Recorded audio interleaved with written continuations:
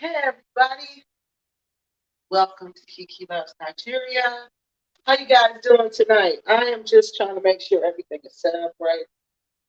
I had to do some last minute changes. Oh, I don't have the mic hooked up.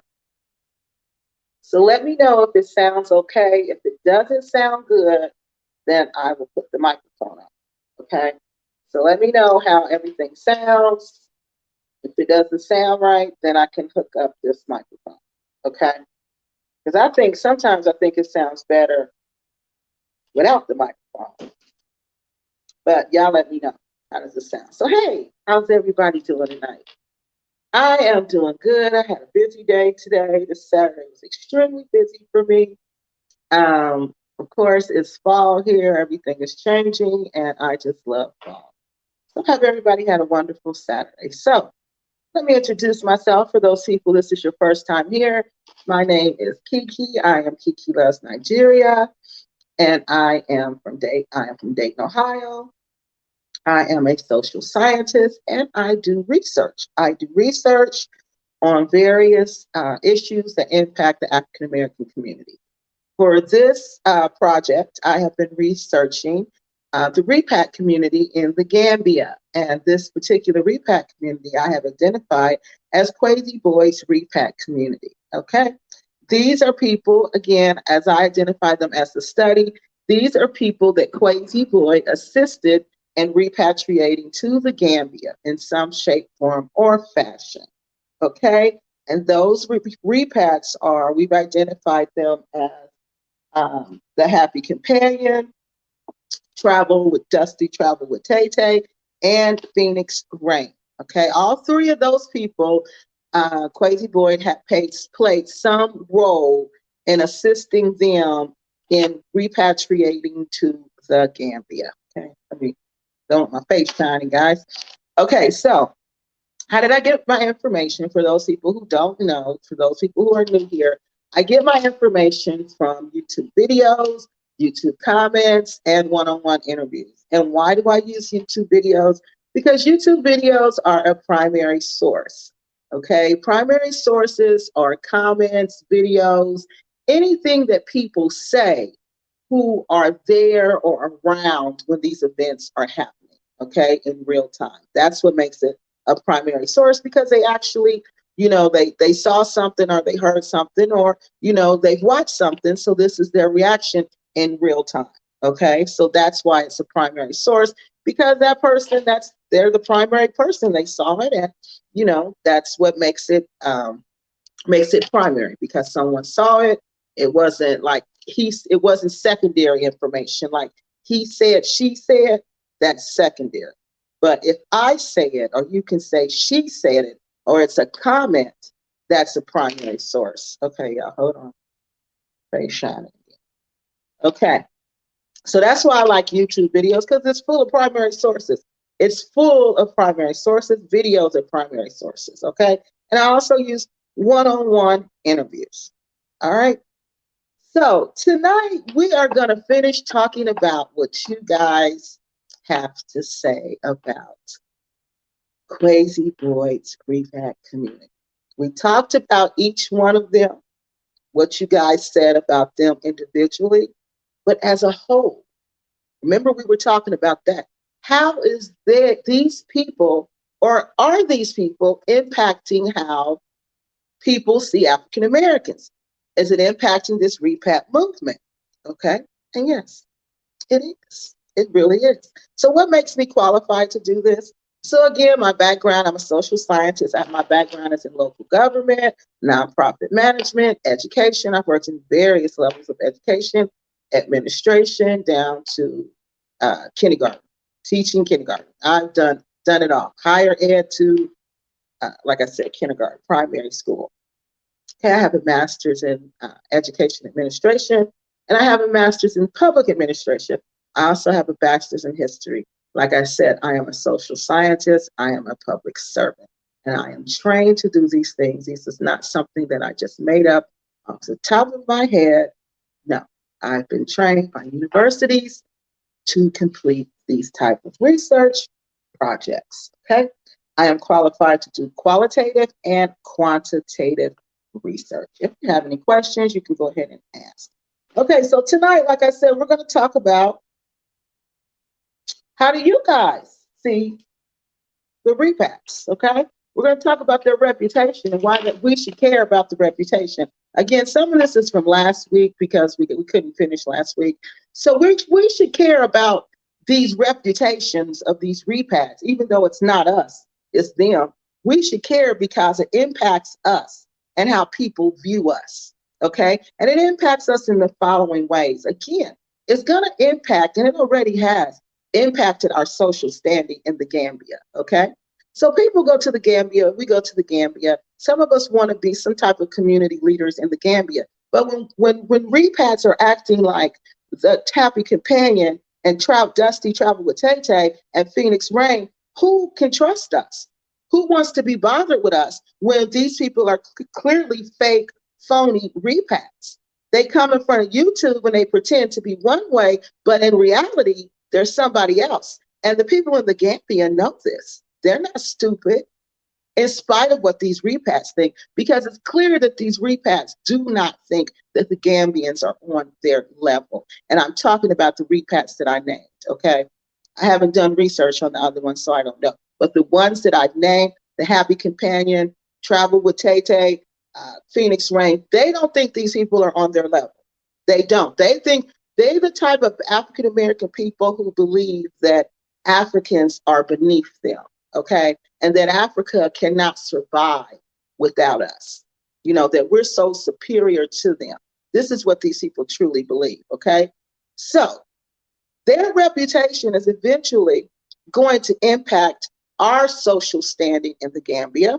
Okay, my face is shining again, I'm sorry. It's the lights.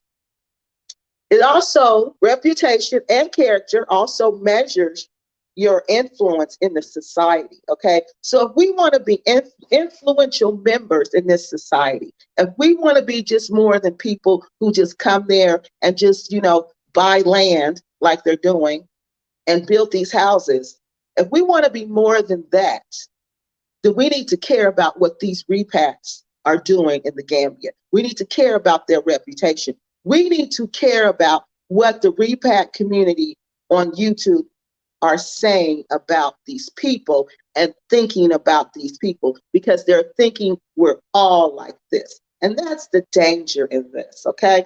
So third, it impacts how we are viewed as leaders, okay? Because these people are coming off as leaders.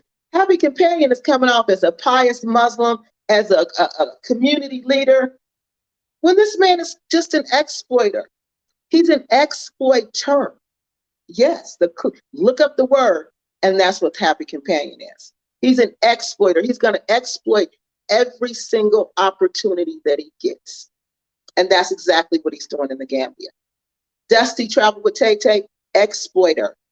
Exploiter. She came off a little bit of money. Now she thinks she can buy every single person. That's why she pays men constantly for sex. This is why, and this is what we're being known for over there. Paying men for these young men, 25-year-olds for sex. This is her reputation. This is what's so amazing. These people come and attack me, call me names, do whatever. But I'm not saying this. This is what you all are saying about these people. This is not Keke LuvsNigeria. All I did was take my skills as a social scientist and compile it in a nice report for my community. That was my public service to my community. Okay, I did this voluntarily. I get paid to do this. So that's why I did this. Okay, because I know it's impacting us. I know what's going to happen to us. I know we're going to be the laughing stock, which we already are. We already are. If I know this man is doing this stuff, and I'm way in Dayton, Ohio, you think the people in the Gambia don't know this? Now, come on. Come on, y'all. So let's continue. So do we have any questions so far? So this is what we're doing. This is why we should be concerned about these people's reputation, because it affects us. because people think we're like that. People think we're liars like Phoenix Rain. People think we're liars like her. We're not like that. These people, something is seriously wrong with these people. In my personal and professional opinion, there's something wrong with these people. Okay, so do we have any questions so far? Let me know. Because I printed everything tonight, so we won't have issues like we had, last week. That was a lot. That's why I always do a backup copy. We call them a hard copy. So I got my hard copies tonight.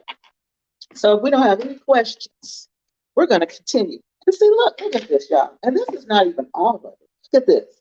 This is not even all of it.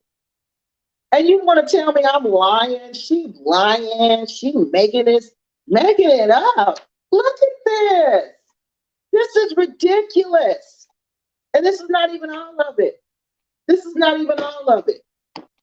So we're talking about reputation. So let's define reputation, because remember, when you do a research study, you have to have key terms, okay? Because reputation to the happy companion, when I asked him about his reputation, he says to me, his reputation is not what he does. He quoted another non-melanated person. He clearly follows non-melanated people, but he doesn't tell us. This is the second non-melanated person he's quoted to me, not just to me, but he quoted Drew Binsky to all of us, and to me, he quoted Dr. Woodson. But these are two white people, non-melanated white men. I'm confused. He's the one always telling us to watch out for these non-melanated people, that these non-melanated people are out to get us, are out to destroy us. But yet, he pays attention to them. He quotes them. He follows them. So he quotes Dr. Woodson and he tells me it's not his reputation that matters. It's his character. Okay? But character is what sets your reputation. But see, Dr. Woodson, what he didn't know, because he didn't do research on Dr. Woodson, Dr. Woodson owned African slaves, and he was supposed to be a Christian, and he was supposed to be this great doctor. So there's a conflict in his mind about him. How can I be this great person when I own slaves, when I own Africans? I treat Africans as if they're property. So that's why he came up with this. Oh, it's not my reputation of a slaveholder, of treating Africans like property. That's not what matters. What matters is my character, what I tell you about me. But see, that's not even what character means. That's not how we define character. Okay, so reputation for the purpose of this study is the beliefs or the opinions that are generally held about someone or something. So remember that through this whole, as I read these, okay? These are the beliefs and the opinions that are generally, in general, what people generally think about the Happy Companion, KWESI Boyd, Dusty Travel with Tay Tay, and Phoenix Rain. This is not what I'm saying. This is what people believe and what opinions people keep messing that word up. What people hold about these people, what people think about these people, okay? Character. Character, let me define that, because this is what Happy Companion, he wants to say, is his character. So listen, y'all.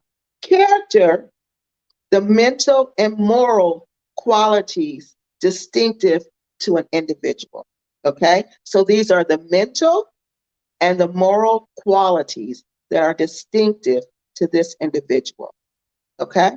Mental and moral qualities, okay? So moral qualities, that's what you hold in your heart as morally right, as sound. And what have we heard about him? That he likes young girls. And there's nothing wrong with that, unless these girls are too young and you're exploiting them, because from what we hear, they're too young. especially if they're at some kind of orphanage and you're having fun with them. That sounds like girls who have no money or little to no money. You come to Africa acting like big pimping. You got all this, you got all that. So they're running after you because they think they can hustle and come up off of you. So that's the problem with that big pimping, happy companion, and Dusty travel with Tay Tay. That's the problem when you flash your money to people who are less than and younger than. That's the problem. Because you knew those little bit of dollars wasn't going to get you a 20-year-old here. You knew big pimping, happy companion, you were not going to get a 20-year-old here. You knew that was never going to happen. Never. Dusty travel with Tay Tay, she know that. I don't even have to comment on that. She know that was not going to ever happen. So anyway, the 6 pillars of character. Are these people trustworthy? Is happy companion trustworthy? He switched teams like socks. Whoever's the winning team, that's the team he's on. That's not a trustworthy person. That's a wishy-washy person. It's this woman, Dusty Phoenix, travel with Tay Tay. Is she trustworthy? Oh, we know she's not trustworthy. We know she's a liar. She lies about everything. Her first live video was another whole lie. Everything she do was a first. The video with Lisa, her exclusive, was a lie. Now this live was a lie, a whole lie. She bringing poles to the Gambia, y'all. She bringing lights to the Gambia. She brought She gave that community organization 5 lights, light bulbs. She didn't install them lights. That celebration was not about her. That celebration was not about her or those lights. That was a biannual celebration they have all the time, biannually, to celebrate all the cultures. Just listen to the video. Listen to it. They tell you, those people she interviewing, except for Laman. Laman was on her little payroll. I think she paid him a little bit to try to make us think it was about those lights. But as you see, Laman said, we assimilated the lights into this cultural celebration that we have all the time, where we celebrate all the culture, because that's what it was about. And if you listen closely, you'll hear in the background her and Laman having a conversation before he even comes to the camera. And you hear her and another man having a conversation saying, he told me to talk to you. The man is saying, what? She says again, he told me to talk to you. Then he points her to Laman. So what is that all about? And then Laman comes to the camera and she acts like she's just meeting Laman and she's just interviewing Laman. Because Laman is the one she gave a little money to try to make us think that celebration was about her and them lights. And that's a lie. That's a lie. So is this woman trustworthy? No. You can't believe nothing come out of her mouth. Look at the celebration. Was anybody talking to her? No. If it's about her and your 5 light bulbs, the community organization donated the poles, the cement, the labor. You gave 5 light bulbs. She said it was 12, y'all, but she never counted 12. She never showed 12. She showed 5 light bulbs. The rest of the community organization did. So whoever gave her money for poles to light up the Gambia, she bought light bulbs with it. Light bulbs. Is she trustworthy? You tell me. Phoenix Rain. Miss, I'm going to do this big project one way in Africa. What happened to it? Did we ever see that? What happened to our beauty boutique? What happened to that? What happened to the school? What happened to that? The sewing school? What happened to all of that? What happened to all of that? But we're not supposed to hold these people accountable. We're supposed to let this foolishness keep going on. We're supposed to continue to be looking like fools in the Gambia. I'm supposed to go on YouTube and just go through, this ain't even maybe 2, 3 videos and find all of this. 2, 3 videos. 2, 3 videos. And y'all think that's normal? For people to clown African Americans like that because of these people, because of these nobodies, because we know in the United States they would be nobodies. We know that. That's why they're in Africa, because they think Africans are dumb. So, do they have respect there? No. If they had respect, we wouldn't have this. None of them have respect. Are they responsible? No, they're not responsible. Responsible for what? Dusty traveled with Tay Tay pays young men for sex. She pays young men. This last one, did you guys know that was Renee Marcus's brother? Can you believe it? That was her brother. This girl talk about Renee Marcus so bad, so bad. This how you know she's stupid. Because when I found out that was Renee's brother, and the way she talks about Renee, I said, oh, that relationship is nothing about but money. He could never be with her, because one thing in African culture, honey, you do not disrespect their family. And you don't never, ever disrespect them in public. The way that woman went to Renee's channel, y'all, and talked about Renee so bad. So went on there and talked about how she paid Renee's brother for sex for 9 months. And y'all tell me I'm supposed to sit here and just, oh, look at the comments and laugh and ha, he, and think that's funny, huh? Not say nothing. Keep on doing my little immigration paperwork. Keep on talking about my relationship stuff. Keep on doing all that, Keke. That's okay. But don't you dare hold us accountable for our foolishness. No. It's time to put this education to work. This was expensive. The government paid for this, and this was expensive. It's time to give them their money back. I need to put their money to work. This is challenging me. Everything I learned, I use it on these people, on these people. Yes, I was trained by the best. The best. The university I graduated from had less than 1% African American.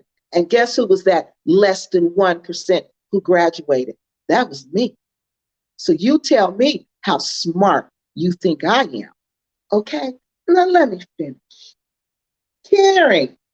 Are these people caring? Do we see any care? You see how Dusty traveled with Tay Tay? That's why she get no respect from me. You see how she came after me when I disagreed with something she said, but she didn't know I was a content creator. She didn't know she was starting a war with her and her minions, her and her Dusty dozen. They didn't know they were starting a war with a content creator who's well trained in qualitative research. They didn't know that. They didn't know they was dealing with somebody who can shut them down. Because like I told her today, little girl, I'm not playing with you. Soon as I get this report together about them exploiting people, and let me find out illegal or even suspected wrongdoing is going on. You guys know what I'm going to do as a public servant. I have to report this, and I'm going to. And I'm not going to report it to YouTube. I'm going to tell you guys, but I'm going to report it to the authorities, because that's what I took an oath and a pledge to do. And that's what I'm going to do. Now, citizenship. Are these people good citizens? Are they representing the United States of America well?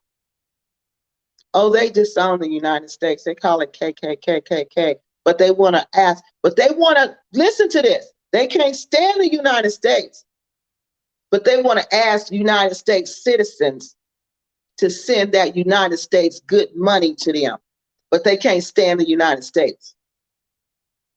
These are the people y'all sending money to. These are the people that we shouldn't hold accountable. These are the people that people are getting mad at when you say something about them. People are scared to say something because they don't want to be bullied. They don't want to be bullied. These people are bullies. They're big bullies. But see, I take on the bullies. See, I'm like David in the Bible when he took on Goliath. I'm like the Spartans in 300. Yeah, that's me. They didn't know that. She didn't know that when her bullies came for me. Happy Companion didn't know that when he was talking to me all reckless. He didn't know that, threatening me, trying to sneak and threatening me. Phoenix, when she thinks she's telling me off. This is how you talk to people? Well, guess what?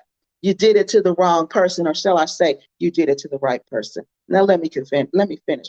Personal character qualifies, again, one's value system, okay? It defines their behavior, in the most explicit manner. Remember, we said that last week. What they do, it defines their value system. Mr. Woodson owned slaves. He owned Africans. Dr. Woodson owned Africans as slaves. His value system is exploitation. I'm going to exploit people. That's the value system. Okay? Same thing with Happy Companion.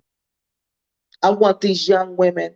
I want to pretend I'm a pious Muslim. I want to turn my back on Art Kathy and KWESI Boyd because things got bad for them. So I'm done with them. So my value system is I have no loyalty. Phoenix Rain, I have no loyalty. None of these people have any loyalty whatsoever. And again, reputation determines your social standing. So we don't have any questions? Okay. So again, a repat is somebody who goes and lives in the land of their grandparents, okay? We just go back and we live in the land of our grandparents. So if we don't have any questions, we're gonna get started where we left off last week.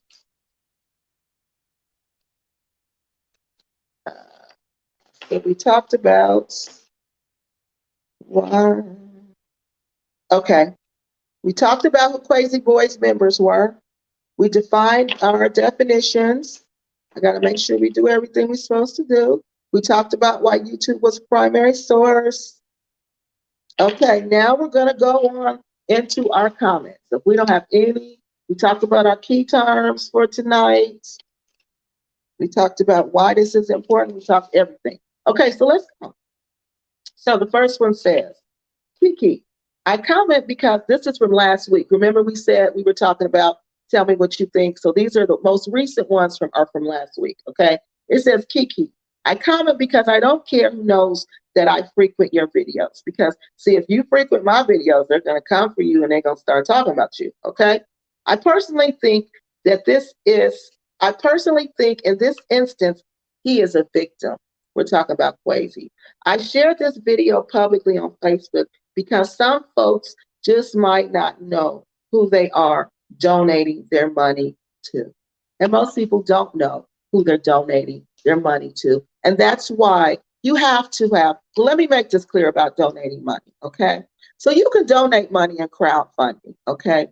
You can donate like that. But what you cannot do, you cannot come on YouTube and say, I'm each one, teach one, and I'm a foundation, and you can donate to me.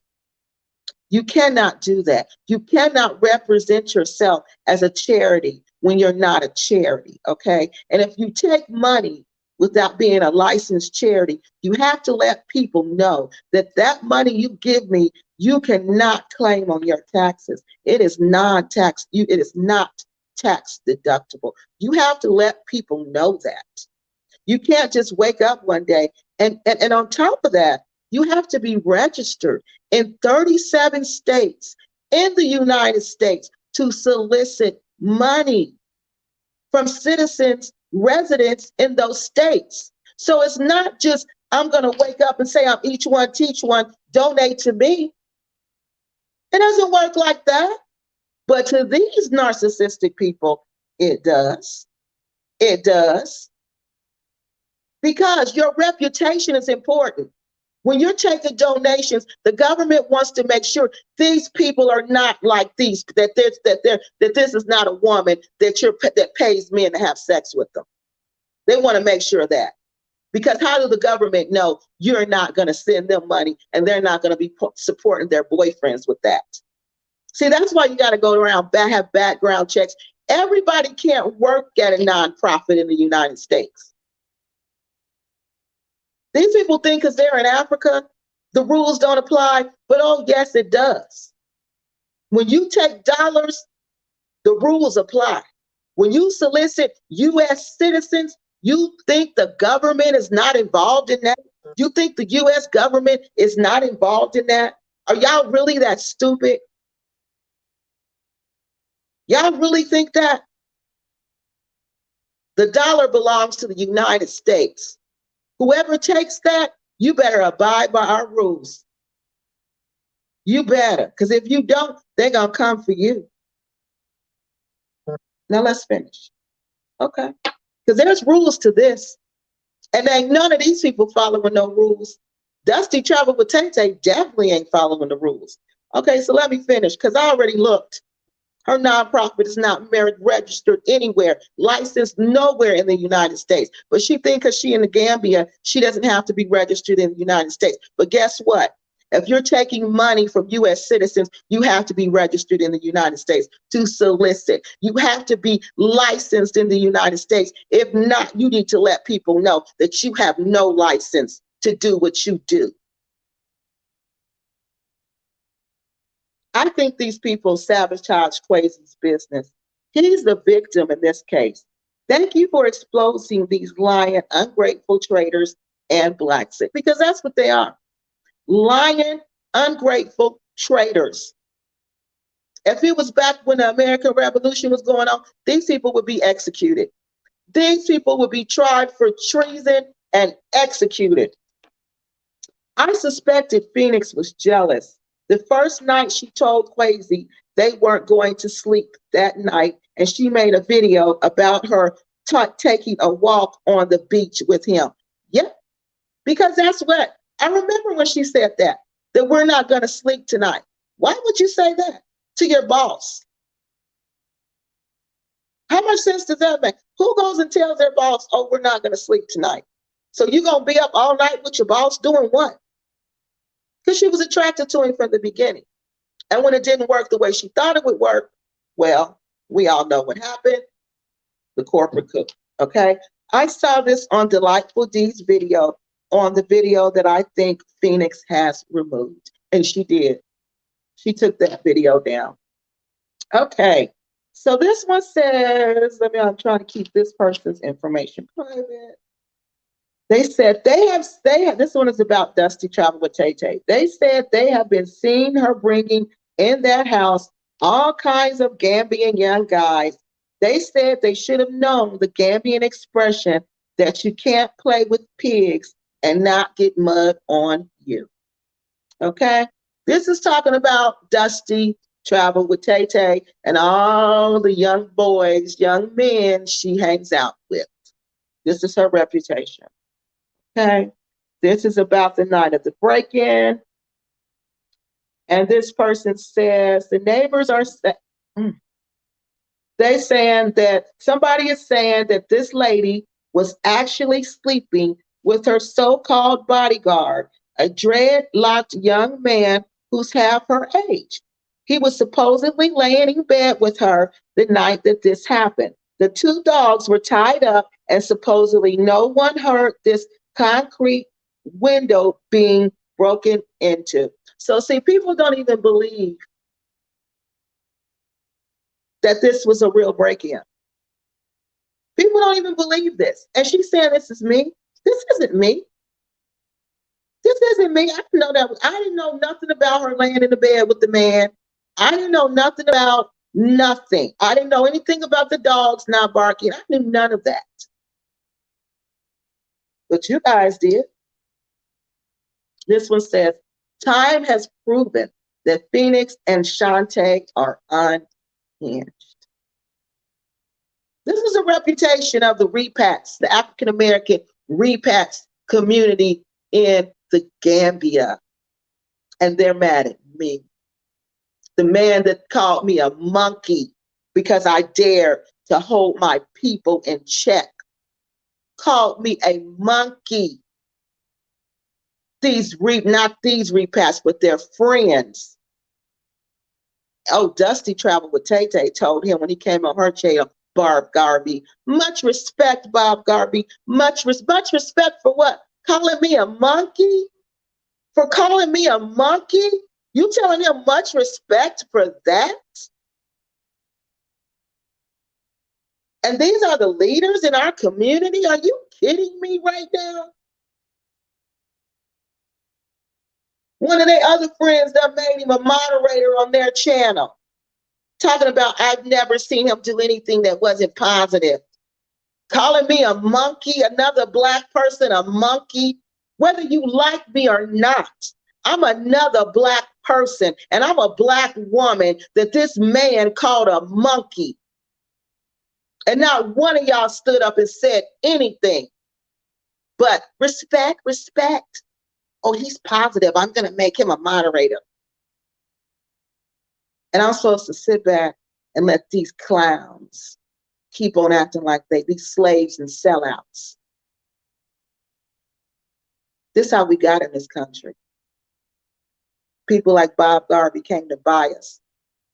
THC and his friends and Dusty was there to sell us. Yeah.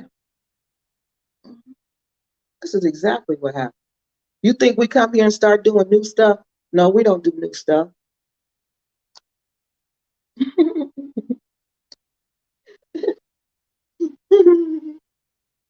You right. I wouldn't say he introduced it to him. No, I wouldn't say that. But we're going to talk about that because there's a difference. Okay? Well, you know what? I'm going to stop and take your question because this is funny. Okay, Nick Fix says, so KWESI Boyd introduced THC to Big Pimpin', but KWESI is still a good citizen. So let's talk about that. I don't think KWESI introduced him to Big Pimpin'. Because as you see, oh, you haven't seen the videos from California. I'm going to post it on Sunday. He was Big Pimpin' before he got to the Gambia. Okay? So, no, I don't think he introduced him to Big Pimpin'. I just think he thought KWESI because he said he was starstruck by KWESI.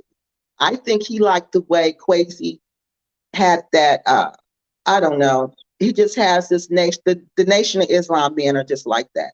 They have this flair, this air about them. You know, it's just hard to explain. They're businessmen. They dress nice. You know, it's just them. They have lots of women. They have lots of kids. They have lots of businesses. So it's just who they are. If you know Nation of Islam men, you know this is the nation. This is the nation. But see, the Happy Companion is not the nation. Yeah, they said, and I asked him about that too. I did. I asked him about that. He said it wasn't true. He said it wasn't true. So what can I say? It is true? No. He said it wasn't true. Happy Companion, he goes through this whole, I don't even know what his response was. He goes through a whole bunch. I think he said it wasn't true, and he said a whole bunch of other stuff. But why do I believe it's true? Because people don't just lie like that. People don't just make up a lie like that. Like when because think about this now. Why would that person make up that lie? What would be the point? They didn't know I was going to do this research. They didn't know I was going to look for that. They didn't know I was going to find that comment. They didn't know I was going to be on that channel looking for comments. So what would be the point of that? And what would be the point of someone coming on my channel saying that KWESI Boyd did it, but the Happy Companion didn't do it? Now, what are the chances of that? So do we know what actually happened with the young girls? No. We don't know with the young girls at the orphanage. No, we don't know. But we know there's rumors out there about young girls at the orphanage, and I know that's bad. I know that's all bad. But like I said, the difference is how we start the game. How we start the game. Do you start off being who you really are? KWESI started off being who he really was. See, that's the difference. That's the difference. He started off being who he was. He didn't come there pretending to be a pious Muslim. He didn't come there pretending to be somebody he wasn't. He came there pretending to be KWESI Boyd. That's the difference between him and the happy companion. That's the difference. Because like I said, if you don't nation people, this is just nation man. To me, he's just the typical nation man. That's how they are. Okay. So should TLC hang out with someone that he finds of low moral character? THC has low moral character. I don't know how you could hang out with anybody with lower moral character than him. I don't know how you could do that. I don't know how you could do that. If you didn't see that latest video of him with Molly Morris and he's rapping to one of the West Coast rap songs, I can't think of the name of it, but it was just ridiculous. You don't think that's low moral character? And then he comes on YouTube and quotes the Quran. Sometimes he can't even talk without quoting the Quran. But your reputation on Facebook, when you scroll far enough down, you at Molly Morris is just doing whatever. Went to the video, you see something. And there ain't nothing wrong with the stuff that he does. But it's something wrong with it when you are really one way, but you pretend to be something else. That's the problem here. This fakeness, this lying. Everybody changes. To grow is to change. But to lie, that's the issue here. This man is a liar. He has not done no work to become. How could he 1 minute, he hanging out with Molly Morris singing, I don't even know, I can't even remember the name of the rap song. It's so old. But he in there cussing and doing everything. Muslims don't do that. Pious Muslims don't even go to clubs where they sell alcohol. This man in there rapping. He don't even know the words, but he trying.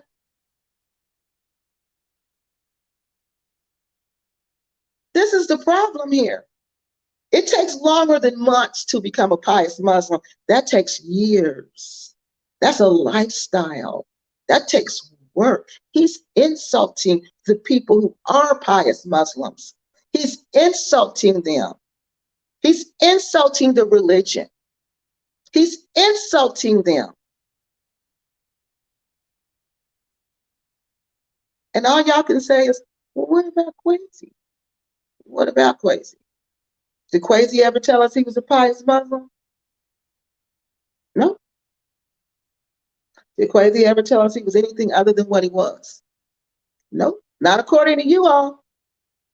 This is not me. This is according to what the research is saying, that this is what the data is saying to me. This is what it's saying to me and my base knowledge of Nation of Islam and my interactions with Nation of Islam. We had a big Nation of Islam community in my city. KWESI Boyd is typical nation.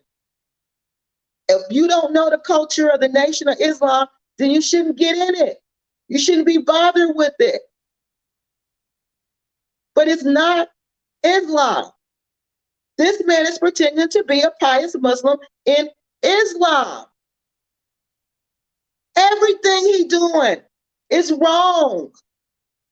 Wrong. When your friend's back is up against the wall in Islam, you stand there with your friend. You stand there.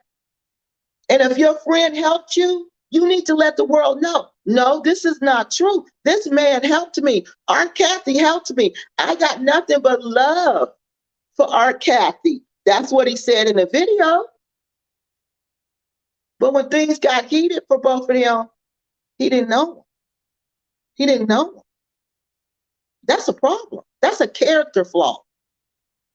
Your moral value is weak. You don't know loyalty, son. And if you're a man and you don't know loyalty, what are you? What are you? To a man that helped you get there? Who helped you secure your land deal when blacks had quit answering the phone? But KWESI looked out? But then KWESI's back up against the wall because these dusty, dirty bras don't understand nothing. They working with Molly Morris and Blacksit to overthrow this man's company. But he know this man is on the up and up, and you say nothing? According to Dante's Inferno, the people who see evil and stand by and watch it happen, the hottest places in hell is reserved for those people. And I don't plan on being one of those people. I'm sorry, I don't. But KWESI took him to the orphanage. I'm sure it is. Sure it is. But guess what? He a grown man. Guess what? If somebody say, Keke, let's go to the orphanage and pick up these little young dudes over there. I know where we can hook up with some little young dudes. Let's go. You know what I'm gonna say? For one, I'm not going to be around people like that because my friends are not like that. People I hang around don't think like that. But say I stumble up on somebody like that. You know what I'm gonna tell them? Nope. I'm sorry. I don't date young people. I have no interest in dating young people, especially young people who are so disadvantaged that they're in an orphanage. Yeah, that's what I would do. So I'm not quite sure why this man felt like he had to go.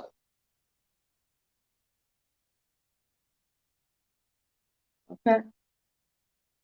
Only because it has a name like Nation of Islam does it make it morally right to get girls from the orphanage. In case it's true, being married and okay, I don't know what that last part says. Exactly. It doesn't make it right. And no religion doesn't make it right. None of it is morally right.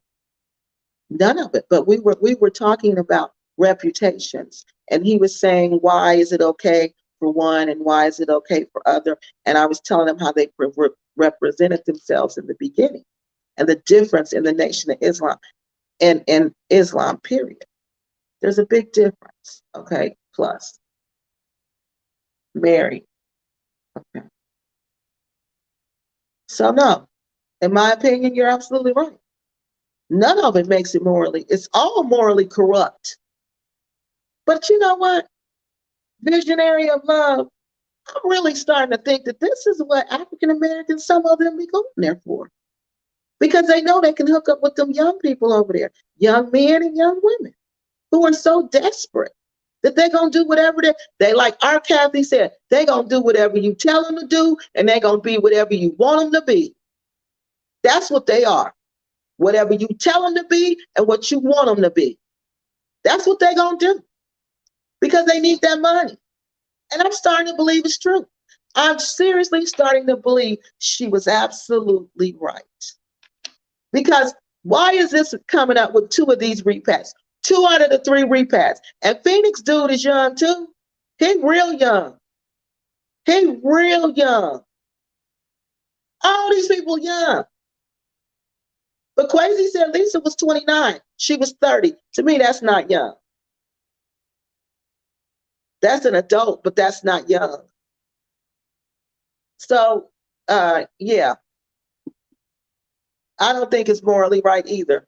But what can we say? Okay, it's not right to do so. Yes, it's exploitation. That's what they're doing over there, exploiting people, places, and things. They're exploiting to the fullest over there, to the fullest. They can buy whatever, in their minds, they can buy whatever they want. They can buy it. I'm going to make up a lie. I'm going to go on YouTube. I'm going to raise some funds like that. Because these YouTube people believe in me. Okay. It's being a member of the Nation of Islam and authority To betray wives. Authorization to betray wives and exploit young girls. Okay, so betray wives. Now you got to understand. It sounds like visionary love that you're putting your Christian beliefs on the Nation of Islam, because the Nation of Islam would not say that they're betraying their wives because they go out, they court other women. Because Nation of Islam, you can have 4 wives. And I don't even know how many concubines you can have. So in their religion, that's okay. And in their religion, it's okay to marry young girls. In Islam, these girls are young. Yeah. In the Gambia, these girls are young when they get married. They have a big issue with child bride over there, with girls getting married really young, 16 and up. Yes, because it's the religion. And they say it's my religious right.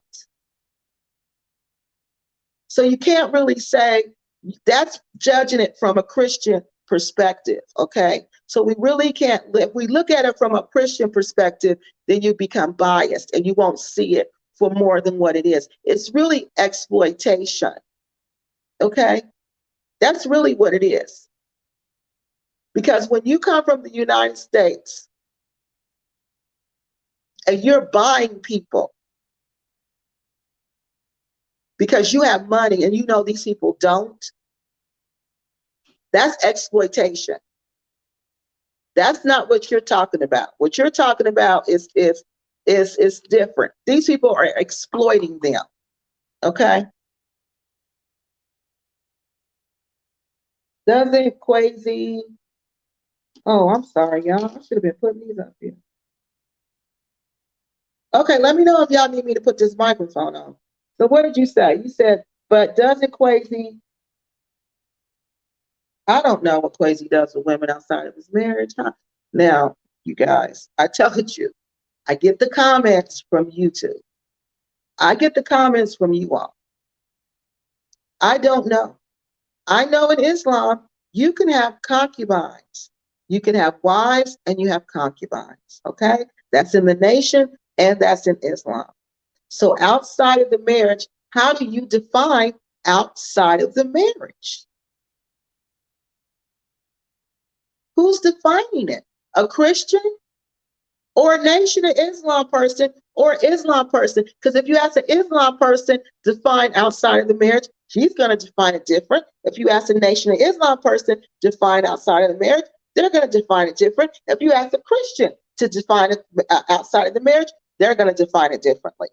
So first thing you got to do is define, what do you mean when you say outside of the marriage? And how those other people, and understand how those other people define it. Because I'm sure they don't define it the way you're defining it. That's why there's nothing wrong with it. That's why in those countries, in the Gambia, there's nothing wrong with what they're doing. It's nothing wrong with it. But it's wrong when you're exploiting people. It's wrong when you're using your money to buy people, especially people you know you would never, ever have access to in the United States.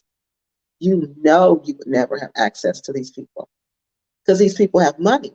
These young girls over here have money. These young boys over here have money. They don't need them to get money. They don't have those access to money like they do. In the Gambia, it's not like that.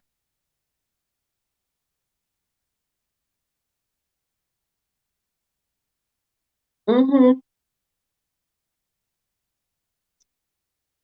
Okay, so let me tell you. Okay. So in Nigeria, the legal age of consent is 11 years old. 11. 11 years old. Visionary Love says, yes, I know it's allowed to marry young women in Islam, but there's an ethical standard too. Getting girls on orphanages, out of orphanages, marrying many wives in a short time frame. Yes. Okay. So like I said, the age of consent in Nigeria is 11 years old. That's 11 years old, okay? 11 years old in Islam. 11. Look it up. You don't believe me? Google age of consent. You can consent to have sexual contact with a man or a woman at 11 years old because of Islam. Because some cultures in Islam believe in child marriages. And that's just the reality of it. That's just the reality of it. Going to the orphanage, you know what they would say? They're blessing them. They're picking up young girls. They're giving them an opportunity. Yeah. But we know there's more than that. We know it's not that. The opportunity they're given is for themselves. We know what it is. These aren't men who were raised in this culture. These are men who look at this like, oh, this is a chance I can exploit. And there's so many over there like that. Look at the videos of these lesser known people. And look how young these people are they with. And marrying a lot of women in short time, that's something that, you know, Islam, you do get married fast, but not multiple women like that. That's an issue. That's what I'm saying. We need to hold these people accountable. This shows your value system. This is my point. This is my point. A pious Muslim would not do that. A pious Muslim is not going to joke about having 1, 2, 3 wives. They're not going to do that. A pious Muslim is not going to run around with female YouTube content creators. They're not going to do that. A pious Muslim is not going to do that. He's not going to have contact with females that are not his family members. He's not. He's not. He's going to limit all contact with females that are not his wife or his family members. Again, the happy companion is the pious Muslim here we're talking about. KWESI Boyd is not a pious Muslim.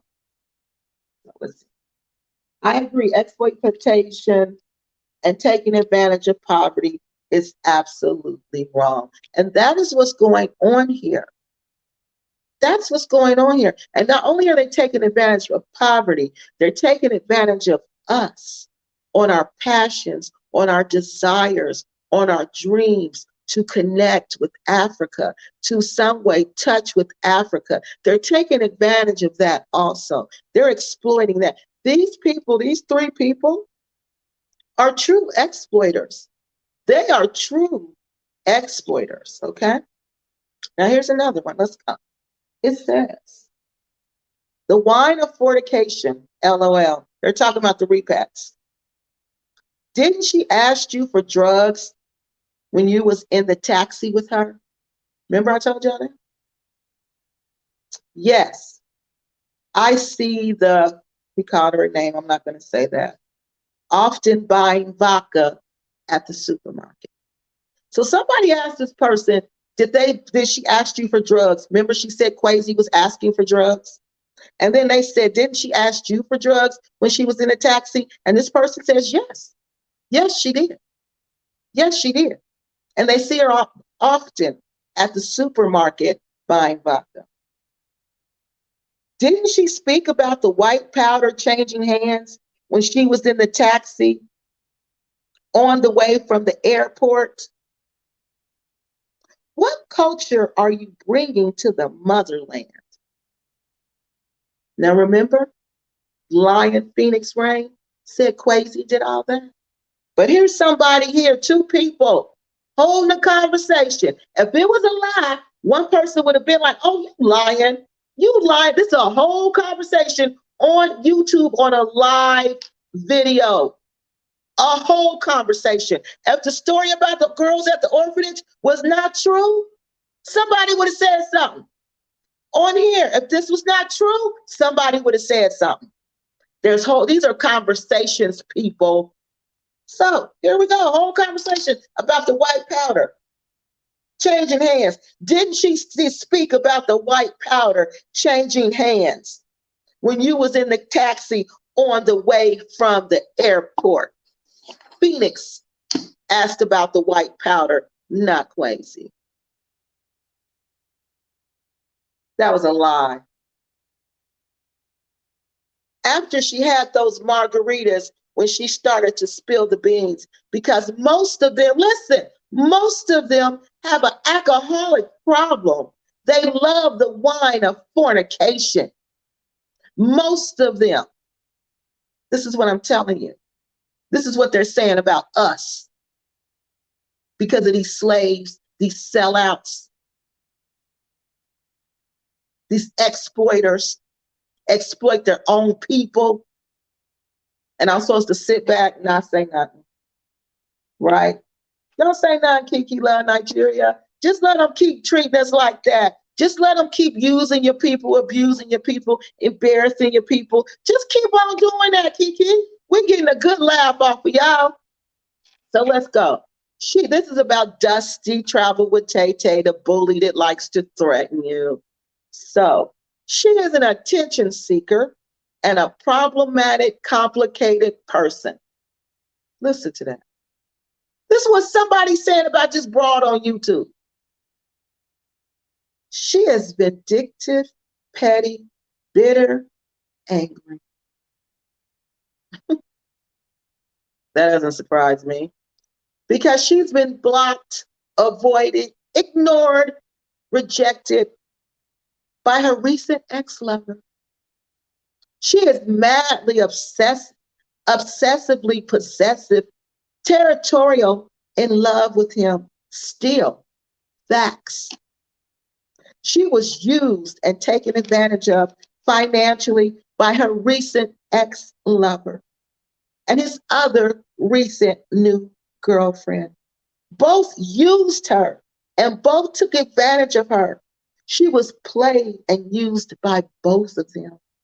Her recent ex-lover is an opportunist. The recent new girlfriend both used her, both took advantage of her. She was played and used by both of them. Her recent ex-lover is opportunist, and materialistic, selfish, and greedy. He is a womanizer and a cheater, but he is not a thief. Girl, all you just said is a thief. A womanizer is a thief. He the worst type of thief because he steals your emotions. He steals your love. But he's not a thief. He's not a burglar. He's not a burglar. Real facts. What Shantae White is saying is the truth. She did pay him for 9 months. He was living with her 9 months as her lover. Now tell me why people on YouTube having conversations about this old grown woman and her 25-year-old lover on YouTube, and we supposed to be cool with that. We're supposed to be cool with that. We're not supposed to check this dusty, dirty broad. We're supposed to just let this continue. And if you say something to her, she gonna go off on you. She gonna threaten you, and her dusty dozen's gonna come after you. Oh, for real, y'all? Oh, for real? That's the game we playing here? Oh, that's what we doing here. She could pay these. This is 2 men. Two men we know about that she done paid for sex, that she done paid to be with her, and they used her. Now this little boy, Renee's boyfriend, her brother, he done moved on to a new girl. Took her money and left. She done paid him for 9 months. And now she talking about, I'm lying. I'm lying about her paying him. Okay, I'm lying. But if it was an old white woman and a Gambian boy toy, y'all would be barking like mad dogs. Exactly. Exactly. If this was an old white woman doing this, we'd all be barking like mad dogs. But since it's an old black woman, it's okay. Much respect, Bob Garvey. Bob Garvey is positive. The man who called a black woman a monkey.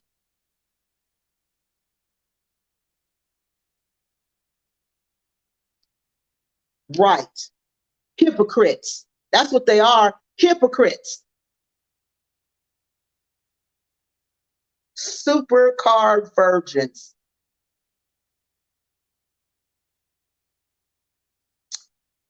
Then it says, exactly, what are they doing? Exactly what are they doing? I'm sorry, this person says exactly. They are doing exactly what the old white women and men are doing in the Gambia. That's our reputation. That's our reputation. That we're doing what the old white men and women are doing in the Gambia. And if it was a white person doing it, a European person doing it, we'd be barking like a dog. If it was a European person going over there starting up all these little businesses like the Happy Companion, Big Pimpin' Happy Companion is doing, taking away all this money from every Gambian businessman he can. If it was a European doing that, we'd be barking like dogs. Because it's the Happy Companion, put on his little Muslim clothes. It's okay. He giving them jobs. Giving them jobs? They got businesses, dude. They don't need you to give them a job. Why don't you, if you want to help them, why don't you support their business? Why don't you invest in their business? Why don't you do that? Instead of stealing business from them. Phoenix talking about she gonna teach them how to sew. From what I've seen from the Gambians and from what I've seen from her sewing, she can't teach the Gambians anything. So I'm not sure what she's gonna teach them. Let me tell you, I had this Gambian tailor make me a dress from a video.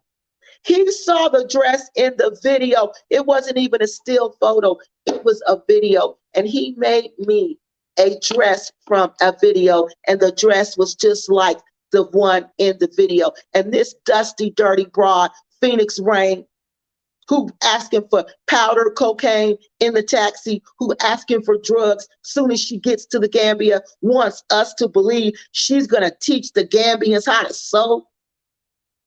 Girl, from what I seen from they sewing, you can't teach them nothing. They need to teach you, okay? So let me finish. Both Shantae and Phoenix, listen to this nonsense. Share a love of being involved with young Gambian men. And that's okay, right? Keke don't say nothing.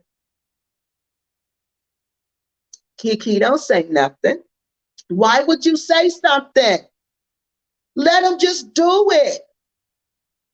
The thirst for the young buck is real. Now, who did they say that about? Slavery here. That's what they call black men, young bucks. Now they calling the Gambian men young bucks. And our thirst for them is real. This is sick. And whoever mad at me for doing it, you sick. You sick and twisted. You're sick and twisted. You should be mad. If you're in the Gambia, you should be outraged. Because guess what? They think you like this too. They think you love the wine of alcohol and that you love fornication. Oh, and the married ones, oh, they talking about y'all too. Mm-hmm. So let's finish. Then it says, ha, ha, ha. This girl's talking with Dusty. I'm not desperate like you, Shantae. I have my man, boo. I ain't going for people who are young enough to be my son. And that's okay, right? This is Keke LuvsNigeria saying it's right. This is what you all are saying. You really, this person saying, you really think I'm Renee, because she thinks this lady's Renee. You must be so stupid to think that. What life are you living that I can't afford to have? Because she always wants to say people are jealous. Jealous of what? She doesn't understand. For people to be jealous of you, Dusty Travel with Tay Tay, you gotta have something that they gotta admire or be jealous of. There's nothing about you that anybody is jealous of or admires. You pay men for sex. You pay men for sex. You are a liar, a proven liar. And we're supposed to be jealous of that? No, sweetheart, I don't think so. Yeah, I don't think so. Then she says, oh, it's because you beg online and I don't. Now I get your point. See, we're known for begging online. We're known for asking for drugs in the Gambia. We're known for loving to fornicate. We're known for loving to drink wine, being alcoholics. We're known for all of that. Known for chasing young boys, chasing young girls. This is what we're known for.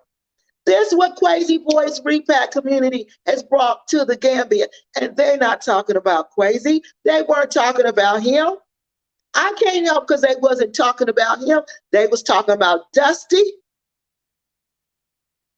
Dusty Travel with Tay Tay. Dusty Phoenix Rain and the Happy Companion. You hear whose names they calling out. I'm not making this up. Then she tells Dusty, my dad wouldn't go for a ghetto street grandma like Shantae, like you. Your indecency can't be tolerated. But I'm wrong. I'm wrong for saying something. I'm wrong. I'm dead wrong for saying something. Okay, let's see what else. She says, Visionary Love says, but not in the Gambia. Oh, I don't know. Yeah, I don't think it's 11 in the Gambia. No, it's not. No, I was just using Nigeria as an example. And the Gambia is young now, because I was reading something about they were trying to stop child brides, child marriages, so I'm sure they're young also. Young brides kind of go along with Islam. It's just their religion.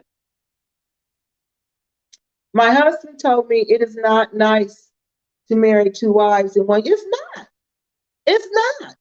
In 1 year, you should give your first wife some time, respect. Yes, yes, yes. Let me tell you, Missionary Love, I had friends who grew up in polygamy households. No, one of them was Senegalese, one of them was Malayan. They told me they never, ever want to have more than one wife because they know what it does to your family. It's only these Americans who romanticize this, oh, I get to have sex with more than one woman. Because that's what it's about to them, sex. That's what it's about. But it's so much more than that. These people will have kids that don't even get along. These kids can't stand each other because the moms don't get along. These kids will go up with moms fighting each other, kids fighting each other because this man want another wife. And for what reason? What purpose do you want another wife for? What for? You got to have a reason. What for? Because you can? That's exploiting the culture of Islam, wherever you are. That is not acceptable. That is not a reason to take another wife. But there's men who do that. And the Happy Companion is one of them. According to you guys. Not according to me. Because I'm not saying this. This is according to what you all saying. So both KWESI, you are, that's funny. So both KWESI and THC are just cats to me. Pretty much to me. Pretty much cat daddies. Yeah, pretty much. Yeah. But to me, KWESI, he's an honest cat daddy. He's honest about his cat daddy. Okay, everybody know he's a cat daddy. When you say you got 7 kids, come on now, come on now, and you got 2 or 3 wives, come on now. You know this is a cat daddy. That's what Lisa got mad at. That's what she got mad at, because she didn't want him to be a cat daddy, and he's a cat daddy. Exactly. THC, he don't want to be a cat daddy, but he is. He is. He want to keep his cat daddiness on the low. But too late. You done made videos about it. Me and lie. Maybe he was proving some other, maybe he was providing some other service. He sounds like he is a low life. So where does the info come from that she paid some? Honey, oh God, you weren't here. He told us. The first dude, Gambia Nice, he told us. He says it in a video. She paid me $1,000 for sex. Then I did a one-on-one interview because I didn't want to believe it. I did a one-on-one interview with KWESI Boyd, and I asked him, was it true? He said yes. Gambia Nice was the dude she paid $1,000 for sex for. Him. Yes. He told it. The second dude was Renee Marcus's brother. Brother. It was Renee Marcus's brother. You know, the cute little YouTube lady from the UK. Little young girl. She's real cute. And the way that girl was talking about her, that was a shame before God, the way she was disrespecting that young lady. That's how you know Dusty Traveled with Tay Tay is a jealous, insecure broad. And so how we found out she was paying Renee Marcus's brother for sex, she told us. She told it. She was on Renee Marcus's page. Renee made a post. Renee wasn't even talking to him. She just made a post about what was going on in the Gambia. So this Dusty girl come on there, Dusty Traveled with Tay Tay, come on there going off and telling everybody she paid Renee Marcus's brother for sex for 9 months and that the sex was good. Okay, so we know because she told us. That's what that comment from the Deborah lady was. That's what that was about. Reinforcing that was true, that what Dusty Traveled with Tay Tay said, that she did pay Renee Marcus's brother for sex. So that's how we know, because she tells us. Yeah, she told us, and he told us. Gambia Nice told us. It's over the age of consent. 25 is over the age of consent. But when you're 50 and when you're 45, and you're in a country where you got dollars and they got Delassie, that looks like a little exploitation is going on there. That's hard to believe that that's about love. Yeah, that looks like that. And when you're paying them, you're outright paying them. Don't forget that I play with toys, but I'm glad you hear I play with toys. I like your comments. But think about that, I play with toys. Think about that. Just think about that for a minute. I'm paying you for sex. I'm paying you. It ain't I play with toys. It ain't about, it's nothing wrong with you falling in love with a younger man and a younger man falling in love with you. It's nothing wrong with that. But it is something wrong, morally wrong. When you go to a country that's known for sex exploitation, and then you start doing the very thing that we accuse the white people of, but we're not supposed to say anything about that. We're supposed to be cool with that because white men, because now it's black, because we're doing it. No, that's wrong. But again, if this is about love, then I wouldn't even be talking. I wouldn't even know about it. We only know about it because it's money. She told us. Gambia Nice told us she paid him $1,000. And then she told us that she paid the other dude. So she's telling us. So it's not about consenting to us being in a relationship. It's about exploiting these people. It's about sex tourism. That's what it's about. And do we want to be known for that? I play with toys. Just think you want to go to the Gambia. You're walking around the Gambia. Dudes thinking you're going to pay them $1,000 for sex. Are you paying for sex? Are you looking for 20-year-olds for sex? And you got not only looking for them for sex, but you want to pay for this sex on top of that. That's the reputation we have over there because of these women. That's what's wrong with it. That's what's wrong with it.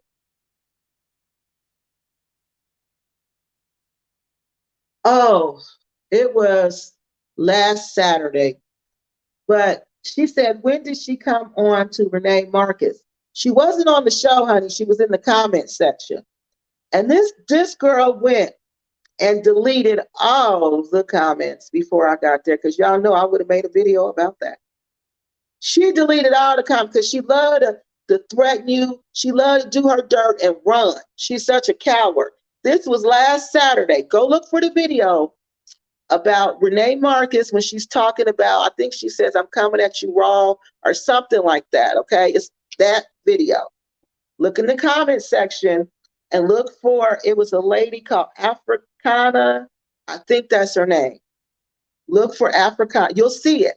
You'll see it looks like Africana is talking to herself because Dusty deleted all the comments. But it was bad.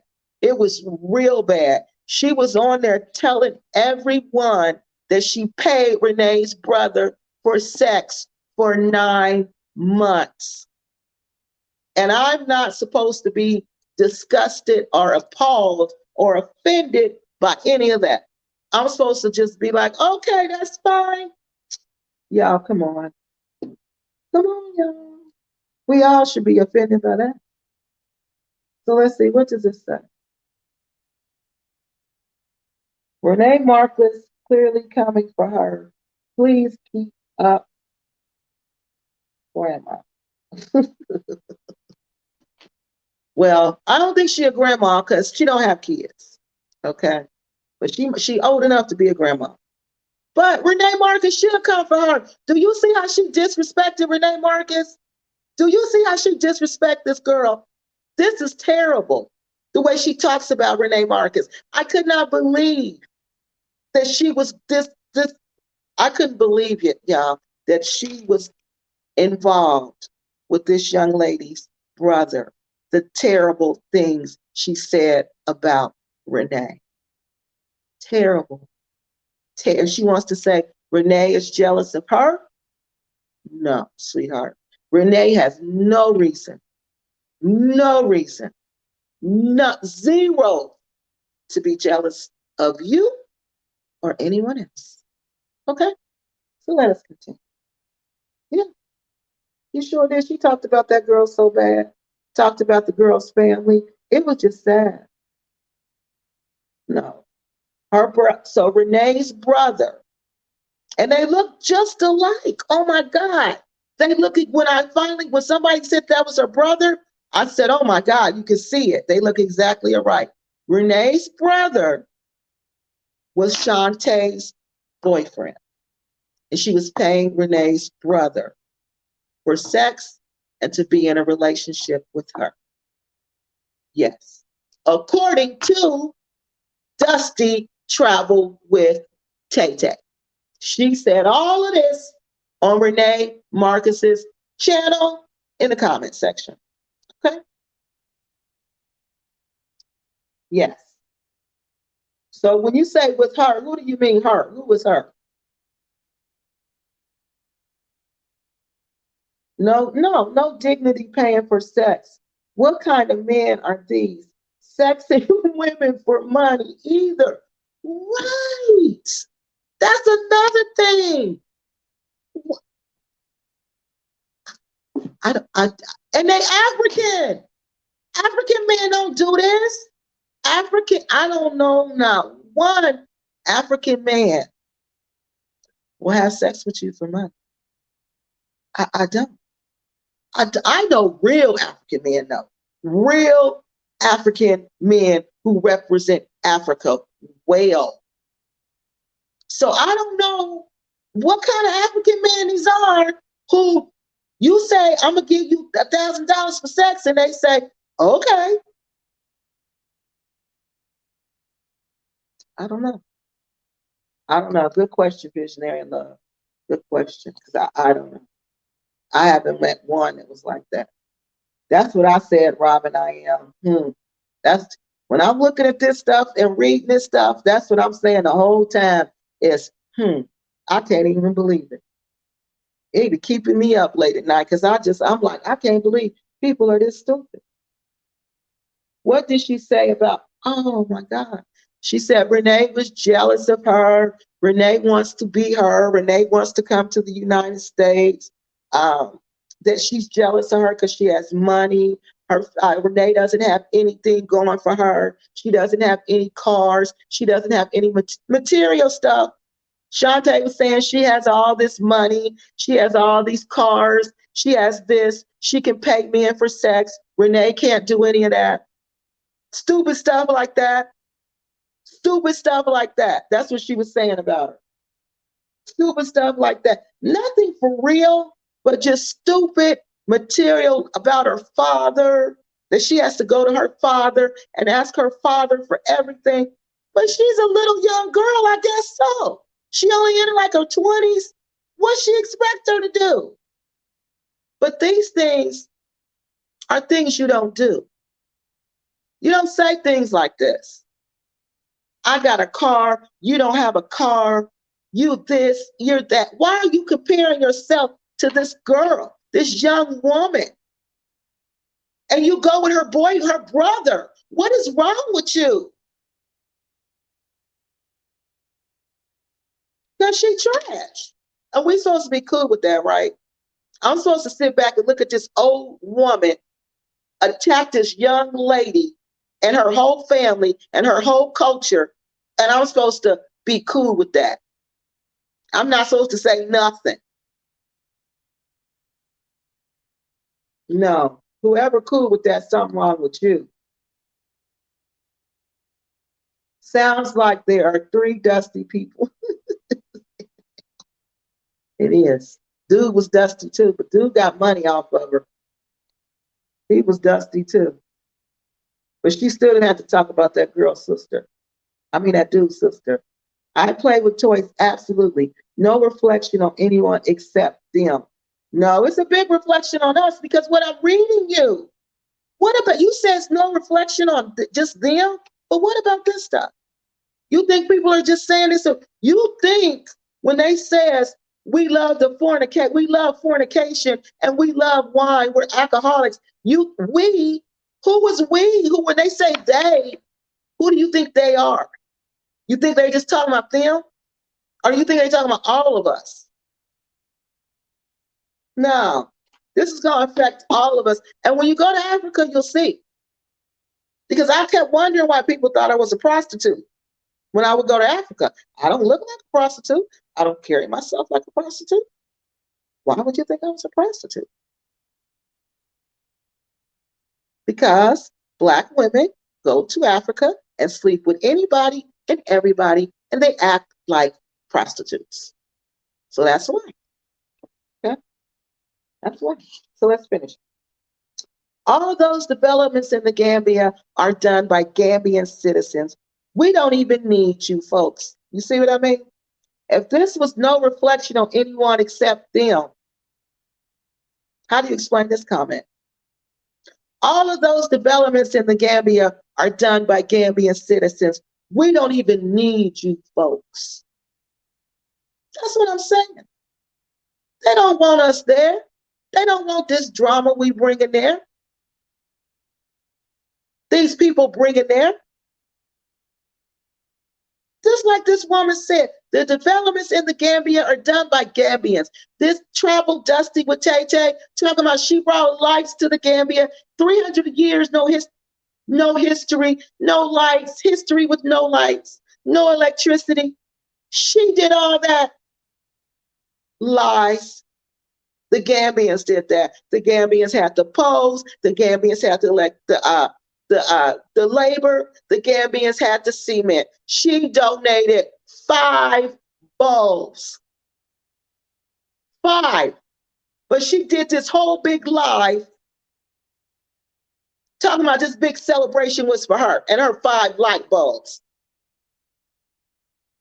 But we're not so scared about this. It ain't having an impact on us. And this woman says right here, I don't know if it's a woman or a man, that the Gambians do everything there, that they don't even need us there.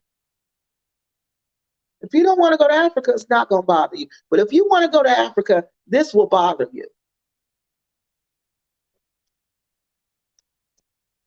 This will bother you. All of Africa is progressing a lot because they don't need us. They don't need us. You think the Gambia going to shut down if we get up? If they say no more African Americans, get out. You think the Gambia going to shut down? No. No. It's going to keep on going. Keep on going. It's going to keep on going. And it'll be less drama. They were fools for sending money without a contract. So all that money y'all sending to the Happy Companion, to Phoenix Rain, Dusty Travel with Tay Tay, even the Gambian people, even the Repact community are saying you are fools for sending money without a contract. You are fools for sending money to people who say they have a nonprofit and they don't have a license and they're not even registered to solicit funds in none of the 37 states that require. You are fools for doing that. But this doesn't have an impact on all of us. Very true. They do mix with the wrong dudes. This is again talking about us running around with the young boys, the boy toys. So this isn't impacting all of us, y'all. Listen to this one. For the ones who go there talking about, well, I'm married. They're married. They do the same thing. Listen. It happens in Gambia. An older AA, African American, comes with his wife. After just some months, marries another Gambian lady. And after 1 month, he divorced her again. And then he's seen flirting with another woman at the club. This is our reputation. This is our reputation.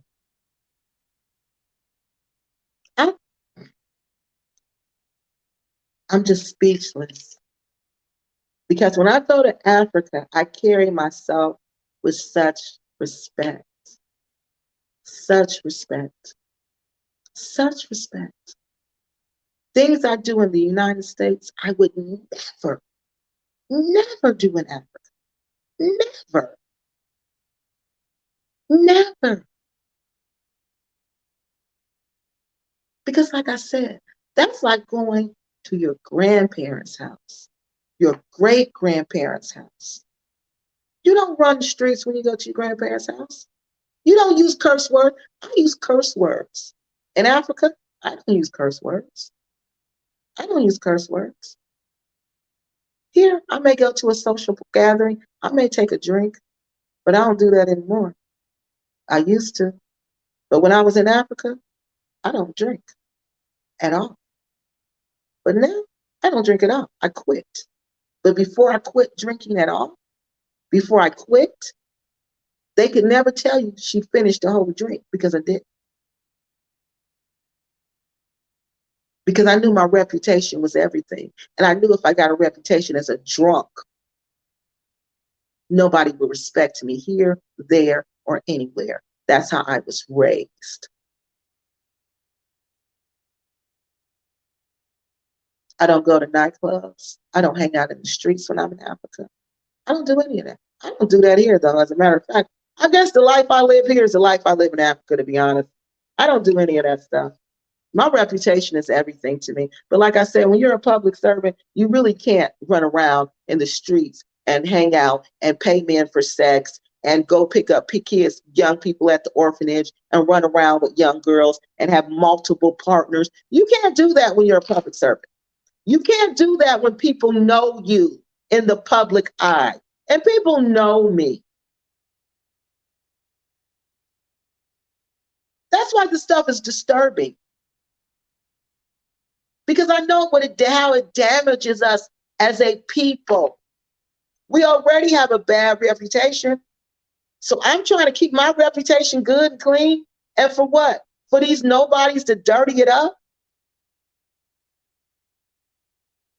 Let's see the next one.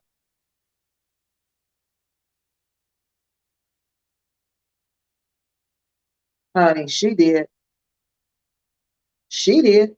Dusty traveled with Potato. Robin I am says, ain't no woman paying $1,000 for you know what. She did.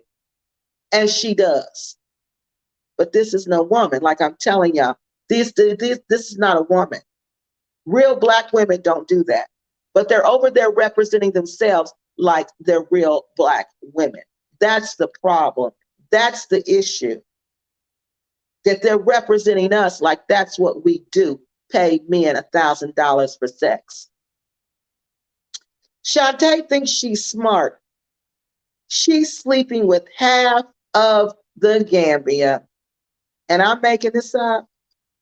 This is Keke LuvsNigeria just sitting around because Keke don't ever sit around. I don't have time to sit around.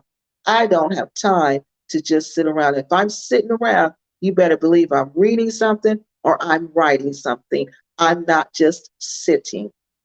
Okay? So this is just me. This person says, Shantae thinks she's so, and she does think she's smart. She's sleeping with half of the Gambia. And that's okay. We ain't supposed to say nothing about that. We ain't supposed to say nothing about that. The reflection is the same, like when VA talk as if all whites were going, yeah, pretty much. We're doing exactly what they're doing.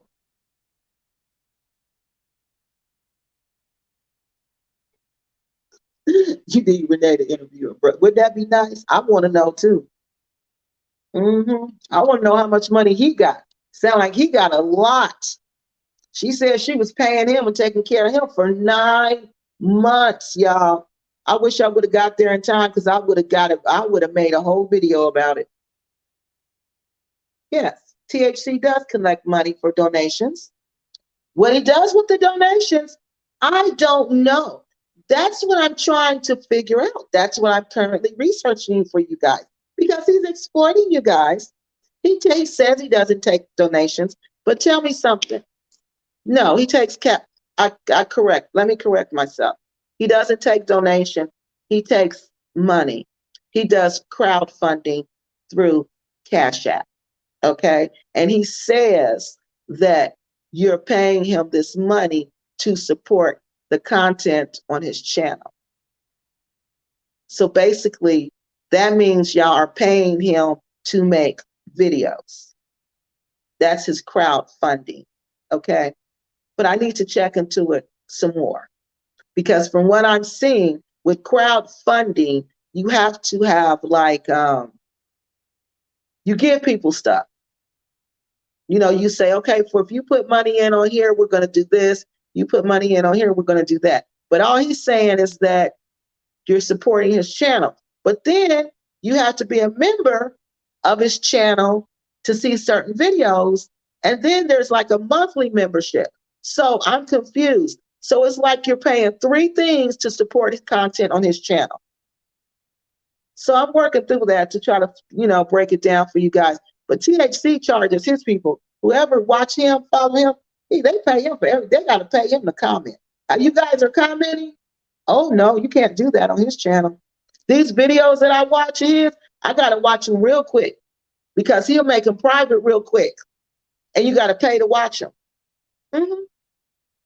This is the happy companion, the pious Muslim. And everybody know Muslims, pious Muslims, they're not about money. We all know that. The bottom line, is we aren't sending, yes, we aren't sending our best. I have yet to see one of these YouTubers respect me with the style. Thank you. Exactly. And that's what I was saying to somebody. I said, These people in the Gambia are low-class African Americans. These are not the top of the line African Americans. These are rejects. These are rejects, and Africans are thinking these are top of the line, and they are not. They are not. These people are just rejects from society. Okay? If they was here, they would not be on YouTube. And if they was on YouTube, nobody would watch them. Because look at their content now. They don't even have content now. So just think if they were in the United States, what in the world would they talk about? Nothing. Their lies, all those, okay, we talked about that. We read this one. Okay. This one is about KWESI. Okay. You're looking like the winner in all of this because despite all of the women and secret parties coming out, you constantly are still standing and doing better than all of them. Okay? That's what they said about KWESI. That's what you guys said about KWESI. This person says, I thought Tay stooped to a new low. She shouldn't have interviewed your ex-wife because she doesn't know the nature of y'all's relationship. I thought she was wrong for that. That's her character, remember? Character. What does this one say? This one says, as Muslims, racism does not exist. This one's for the Happy Companion. This was about him. Because he's always talking about these non-melanated people. He's always talking about how the non-melanated people are out to get us. He's always talking about how we can't trust the non-melanated people. This is another way you know he's lying. Because in Islam, Muslims are all colors. Oh, the Arab world is all colors. Islam world is all colors. So what is he talking about? Because he's a fake, pious Muslim, and he plays off of your passions. African Americans, oh, they always want to believe this racism story. Everything is about racism. They always want to believe that. So he plays off of that. He plays the race card all the time because he knows we'll jump on the race card. He knows we'll believe the race card. He knows that. That's why he's always playing it. That's why he's always playing the race card and the Africa card. Yeah, rejects, exactly. Absolutely. Yeah, they are rejects. They're rejects, exactly. They are. You can tell they rejects. Look at them. Just look at them. Look how they behave. That's right to let you know they are real live rejects.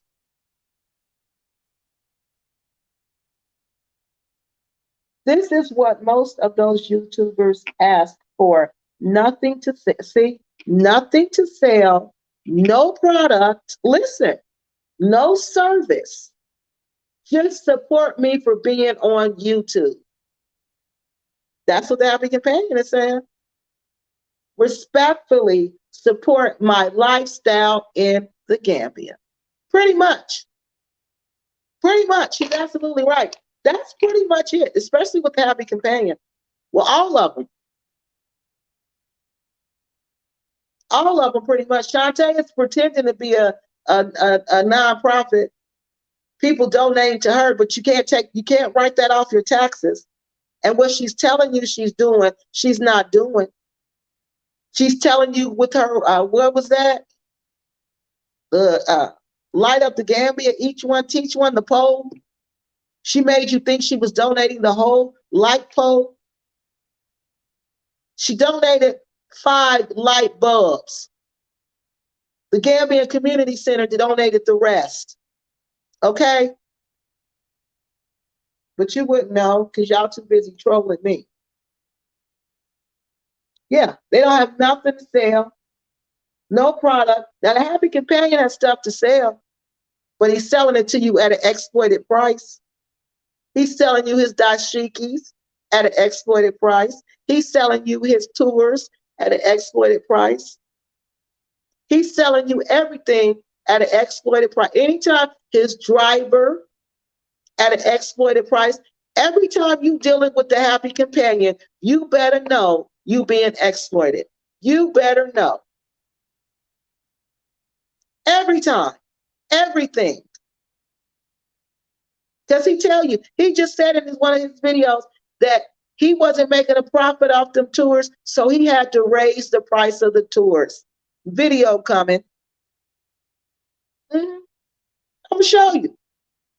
You're gonna hear it out of his own mouth. But according to him, he's been hacked. Somebody hacked his YouTube.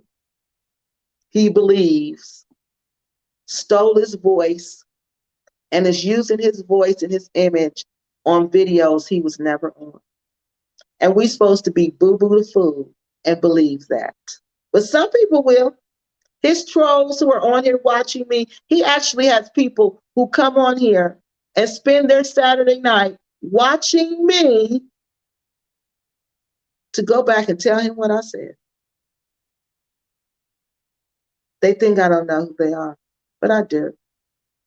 Because I watch the names of everybody. And I watch what you say and who you say it to. So these are grown people who running around acting like little kids on the playground. Yeah. Yep, support my, especially Phoenix, support. And Dusty, she's just ridiculous with her stuff. A nonprofit, but don't have no license whatsoever. Okay, so where we at? Oh, okay. I was about to say. Okay, we're right there. Okay, we're right here. It says, THC mad at his. You know what? That's what I said. He sounds, I play with toys. You are so right. This is just what I was thinking. He sounds like you know, them angry people who just be at work, them angry black men who be complaining out. They usually be the custodians. They be complaining all the time, mumbling under their breath, can't stand black women. That's them. Be them black nationalists, like them Hotep type, like you said, angry at the whole world. That's him. That's him, because he makes low down videos about African Americans. He can't stand us for real. Yeah, you're absolutely right about him. You are absolutely right. He is mad because he said it. He said in one of his videos, I read it to you guys. He said that he had employers who were always out to get him. Everybody all his life has been out to get him. Now think about how creepy and weird that sounds. Yeah, that's what the post office people say before they shoot up the post office. They do. That's what they say. I'm sorry. I'm sorry, y'all. I'm sorry. Okay. So wait, where I'm at. Okay, it says, thank you for confirming him talking about other races. Yeah, he do play the race card all the time. All the time. All the time. But he watching these white people. He on their channel constantly. He quoting them and everything. But he think we ain't gonna look. He think we dumb. We gonna follow him and be dumb and just believe him. Right. They say they leaving the system, but yeah, but they need your money. Exactly. They leaving America, KKK. They can't stand it. But send me them American dollars. But they on there begging for them American dollars. They need them dollars. That's what I'm telling y'all about these people, right? These people are trash, man. They are trash. That's why if you're going to take them American dollars, you need to play by the rules.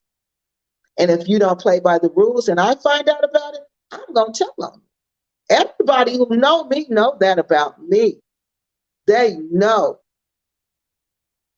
She is the police. She will tell. You know what my sons call me? The police. Just like that. They say she the police, y'all. She will tell. Yes, I will. Because I'm a public servant and I take that seriously. If I see wrongdoing, I'm going to take it. Point blank, period. So let me find out what I suspect is true, especially about Dusty traveling with Tay Tay. I already got her. I just need to put this in a whole research. I need to organize my information. But she is promoting herself as a nonprofit and taking money without telling people she is not licensed and she is not registered to do so. She needs to be reported to the authorities. And she will, as soon as I get all my facts together.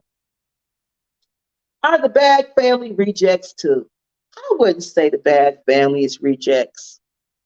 I don't look at them as rejects. No, what do y'all think? I don't look at them as rejects. I look at them as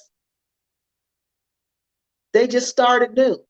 The Bag, if you know their story, to me they were always the type of people who were always reinventing themselves.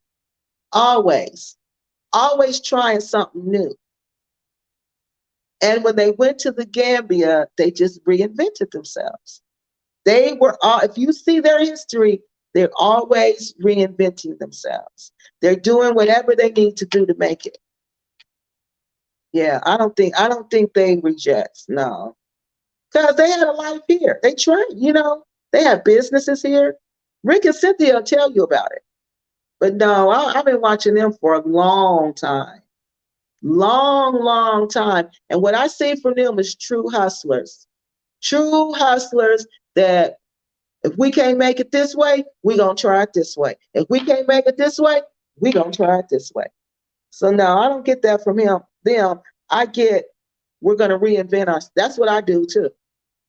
I reinvent myself, and I think they reinvented themselves in the Gambia, and I think it was just great. Let's see. Are the Bad family, they operate the same way? I don't think they operate the same way because see, with their crowdfunding, they do crowdfunding also, okay? But they've made you promises with their crowdfunding, and the crowdfunding is that they're building this land that they have, and that they're going to open it up for African Americans to come out there.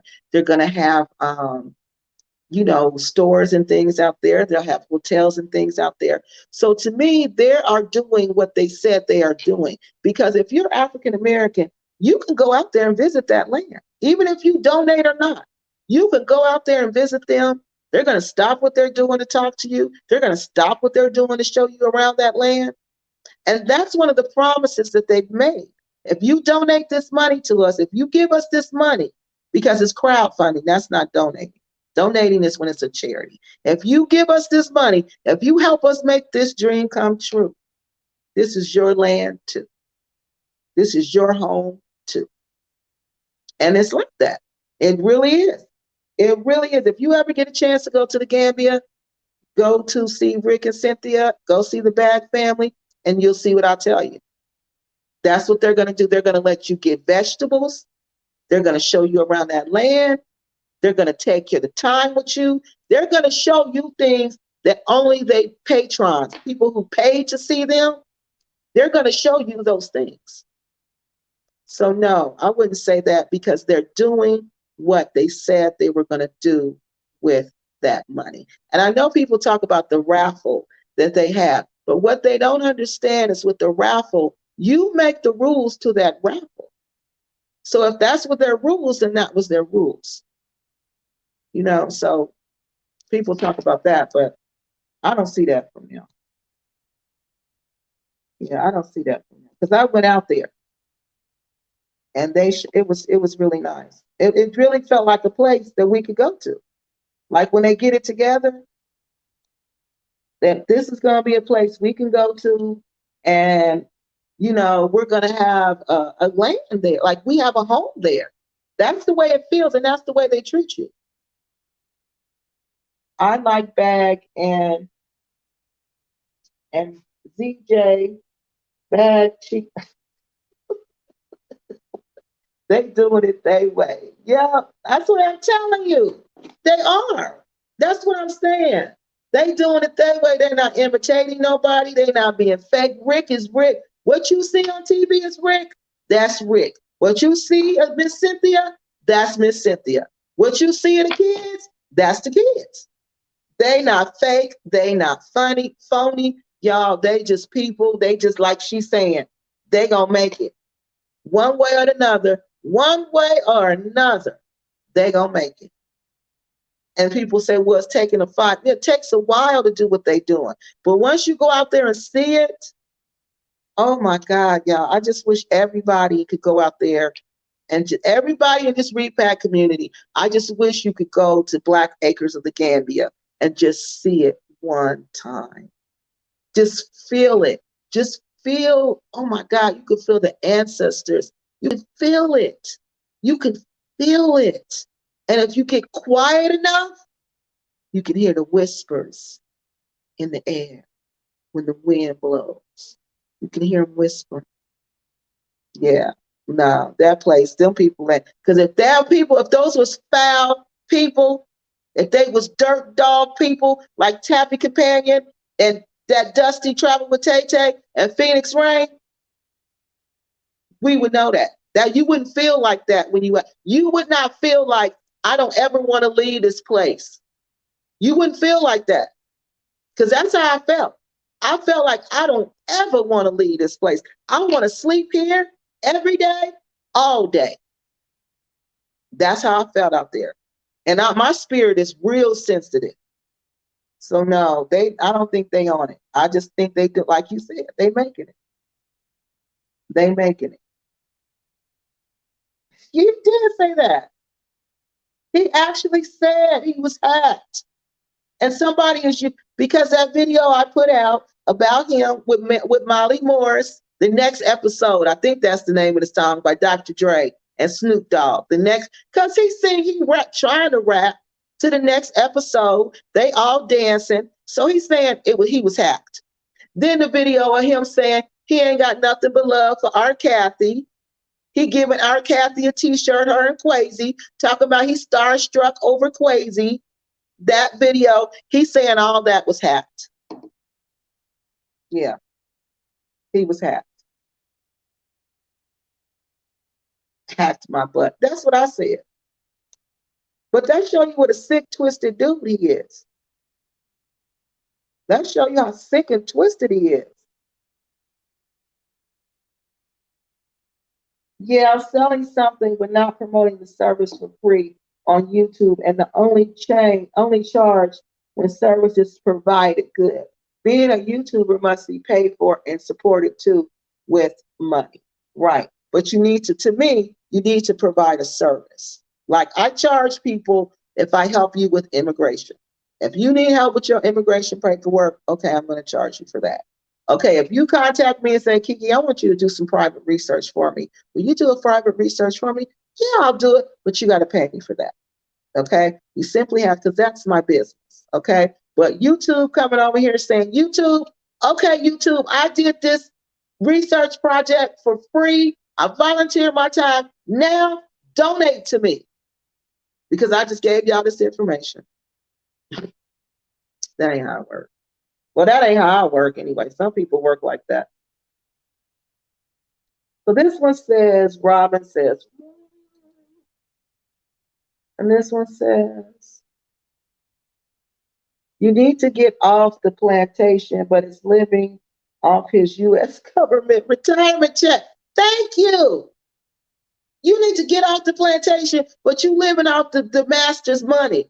The master is supporting you while you dogging the master, while you biting the hand that feeds you. What a walking contradiction. That's what I'm telling y'all.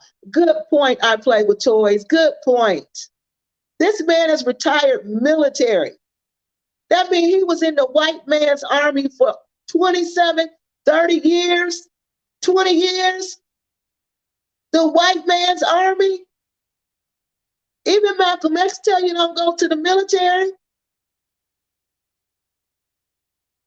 But this man was in there so long, he retired. He living on his retirement check. But he want to sit up and talk about America and talk about the white people. But it's a white man that signed your check. every month that you spend it in the Gambia. Boy, you need to stop. That's why I call him big pimping. That's big pimping, because that's what he's doing in the Gambia. Big pimping with that U.S. government retirement check.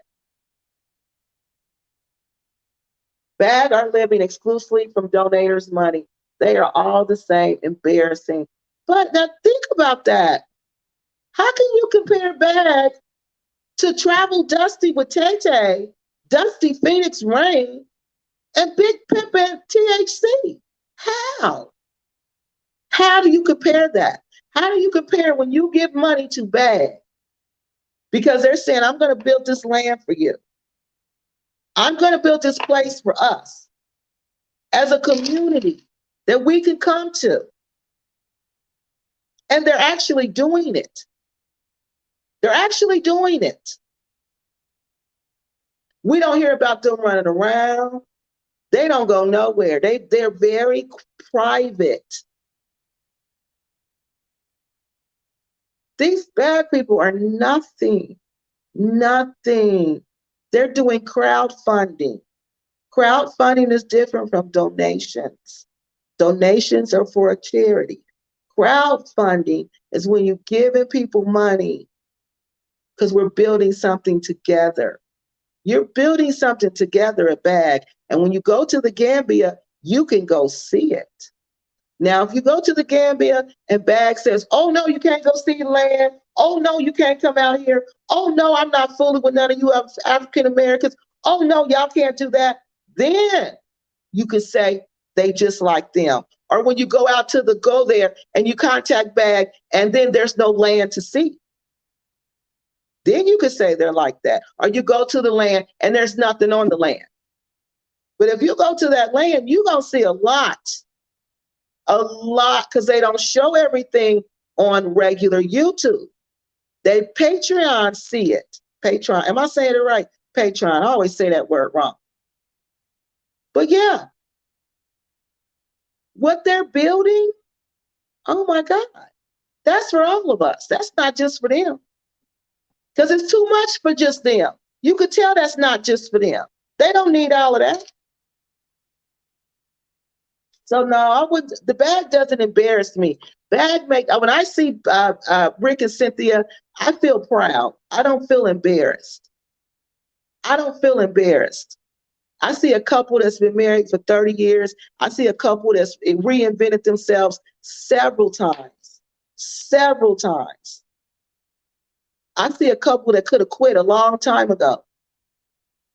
But they said, no, we're going to reinvent ourselves one more time, and we're going to go to Africa and do it. And look what they did.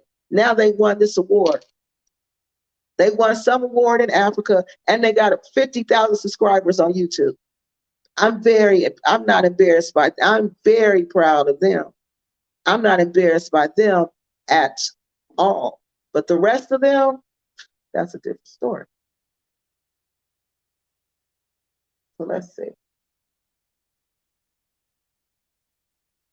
Everything with you. Right. Everything in the they need everything from the United States. But they want to talk about the United States. Who does that? Just think about that. Who does that? Embarrassing, begging for 4,000 M3 mansion in a poor country. Very embarrassing. 4,000, yeah. But what is the point of the mansion, though? Visionary of love? Think about it. Come on now. Think about it. You don't like BAG, I could tell. But think about it. What is the mansion for? What is all that for? You think it's just for them? No. Now, when everything is built and they switch up and say, we can't come out there no more, there ain't no place for us, then we can, like the lady at the Exodus house did. Remember the one in Tanzania? Now, if they do that, then you can say that. But no, I don't think that. I think they're really trying to do what they said they were going to do. Build a place for us. Build a place where you can come to. I really, truly believe that. I really, truly believe that. Because that place is too big for them. And their kids, the kids are, once your kids get grown, they're not home like that. So it's not for the kids. No, not from what I've seen. That this is not just for them. This is bigger than them. It's bigger than them. They to me, they're not embarrassing to me. They don't embarrass me at all. Not at all. Okay, hold on now. Just jumped. Let me go back up here and see where we are. We down here. Okay, hold on. Any questions? Okay. They keep jumping. Oh my goodness. Okay, right here. Now it says, um,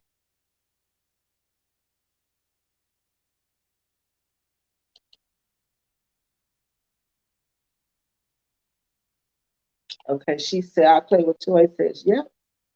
And then we have, wait a minute. Somebody says, I hate bags. I don't hate bags, but they don't make it. Okay, hold on.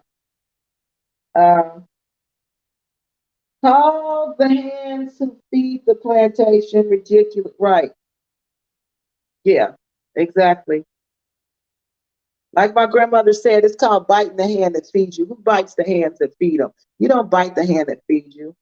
I don't hate bags, but they couldn't make it in the US, but it seems to me a common denominator. They beg, but the only time they will tell what that, but only time will tell what that means. I do like how people can visit. They are a toss-up. Okay. So let's look at that. So she says, they couldn't make it in the United States. Now look at that. They had businesses in the United States. Rick was in the military in the United States. They had several different businesses in the United States. I don't think it's that they couldn't make it in the United States. I think they got tired of the United States. Because after a while, you get tired of making it. You know, you get tired of making it. And you want to, you know, you want to see something. You want to benefit from it. You get tired of being a part of the system. And this is what I'm seeing from them. And his last name was Usamburo. So it seems like Rick had been a part of some Black nationalist movement for a while. So I bet this plan to move to Africa was not something new. I bet this move to Africa was something that he had been doing, wanting to do for quite some time. So to me, I don't think to me, I don't look at them as not making it in the United States. It depends on how you say make it. How you define making it, though. We probably are defining making it different. But I think they were doing fine. I think they might have had some rough patches like we all do, but I think they were more tired of the whole system and realizing you're only going to get so far, you know. How I know they are not doing business the right way, you have to pay taxes in both countries. And you have to have lawyers, accountants, and a lot of money up front to get started. So I don't know about them paying taxes here. I don't know about their tax situation. I know Cynthia said that they do pay taxes in the Gambia, but you're absolutely right that if you're generating money, especially from Americans and donations, you have to pay taxes on that money. Okay? And it's not donations. That's what I keep saying. These are not donations because it's not a charity. It is a crowdfunding project, and that money is taxable. You have to have, I have to see. I can't say for sure if crowdfunding money is taxable. Let me write that down and look. I'm going to look and see if crowdfunding monies are taxable. Okay? Because we don't know for sure. So let's see. Then we said you have to have lawyers, but it depends. Some people can do it on their own. You don't always have to have a lawyer. It just depends on what the situation is. So you don't always have to have a lawyer. You don't always have to have an accountant. And a lot of money up front to get started. Well, To get started in what? Tell us what you mean. CW, baby girl. To get started in a lot of money up front to get started in what? See, that's the way you would get started, CW, baby girl. Everybody's different. That's why you got to define it, like how we start off with key terms, because everybody's going to be a little different. All right, okay. Okay, yeah, of course you need a lot of money up front to do business. And to do business anywhere, you need a lot of money up front. Well, it depends on what type of business. Some businesses you don't need a lot. So she says, play with CW, baby girl says, yes, you have to be something in America before you can be something in Africa. Africa is not cheap when you're doing business. And you're absolutely right. That's what my grandma always told me. You got to be something at home before you can go be something away from home. Because how do you even know what something is if you're not that? What do you see? What do I see about what? Tell me what you mean. What do I see about what?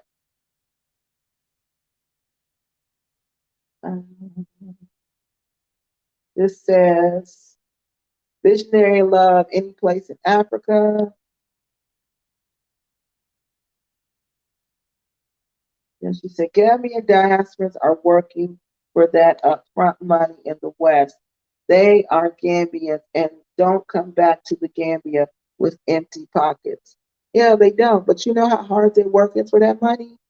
Do you know how they live in here for that money? I know how Africans work, and I know how they live for that money. I'm not doing that.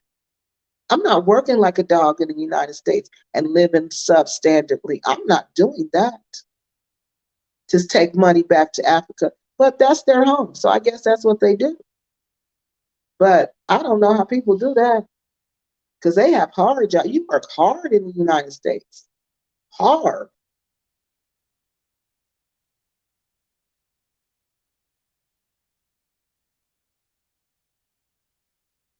All over the world, she says. Visionary love at CW baby girl. She says all over the world. And she says true. LOL. LOL. Okay.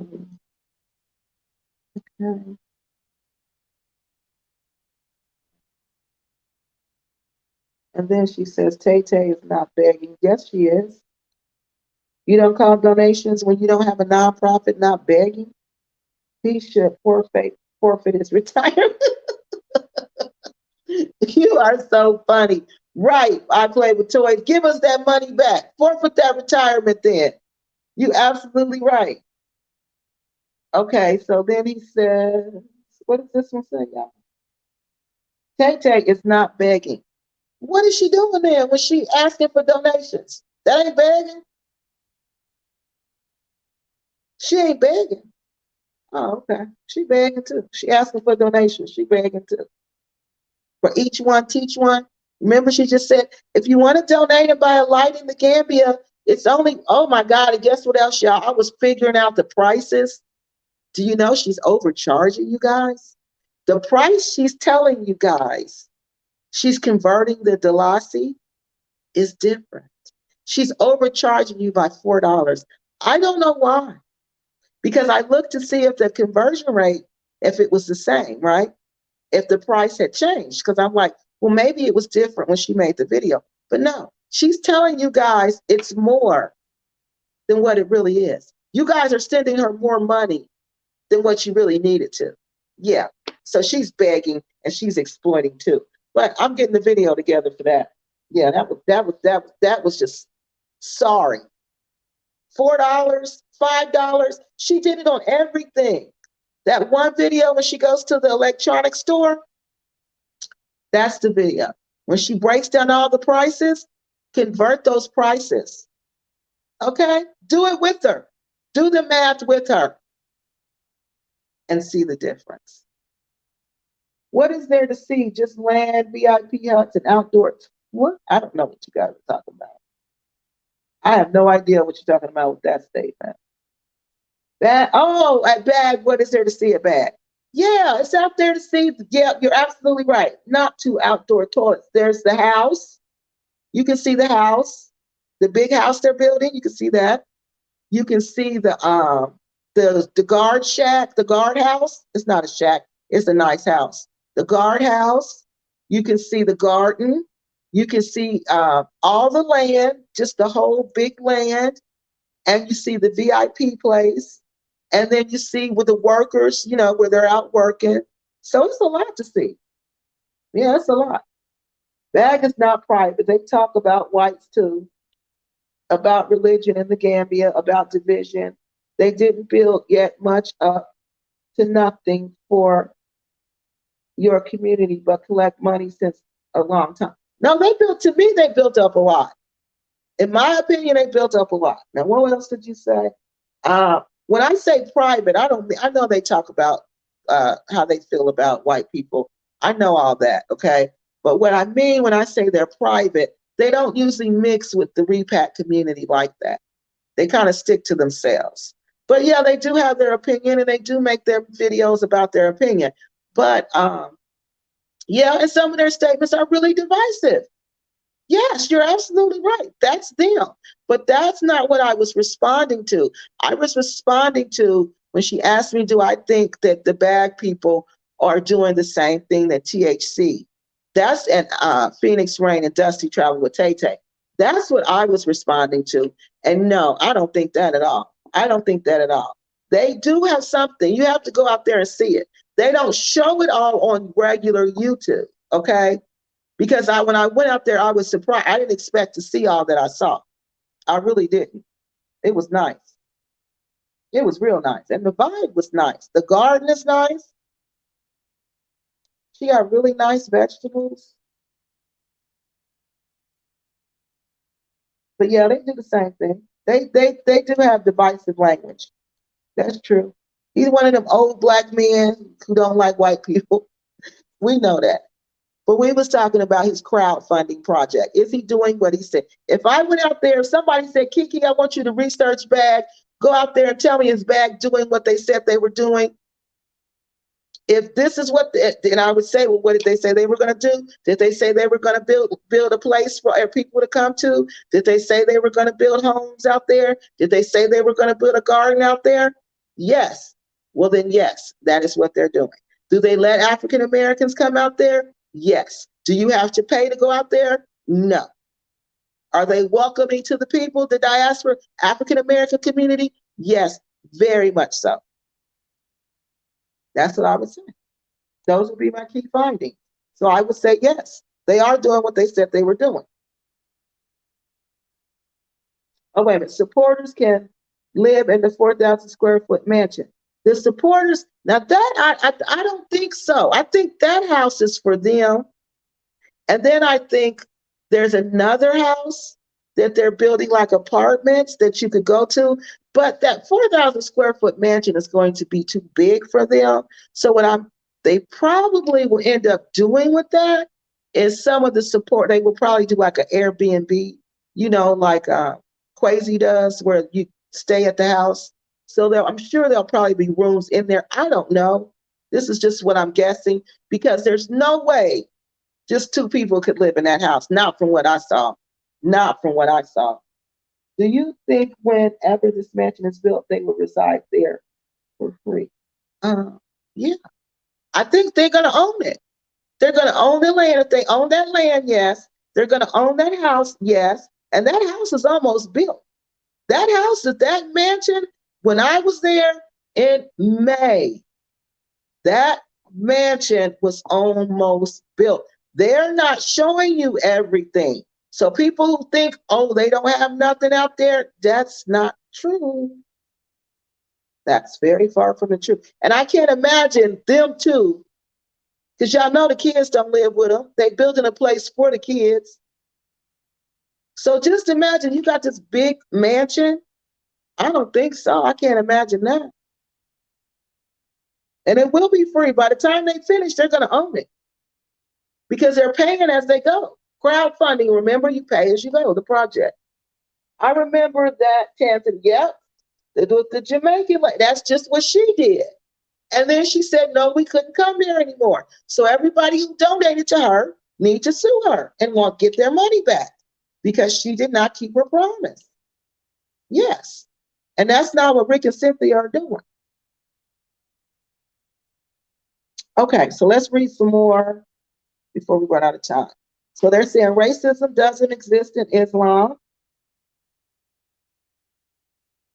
There'll be a fee. So she's visiting, CW Baby Girl says there'll be a fee to come out there. I don't know. I know there's no fee now. I don't know. I haven't heard them talk about a fee.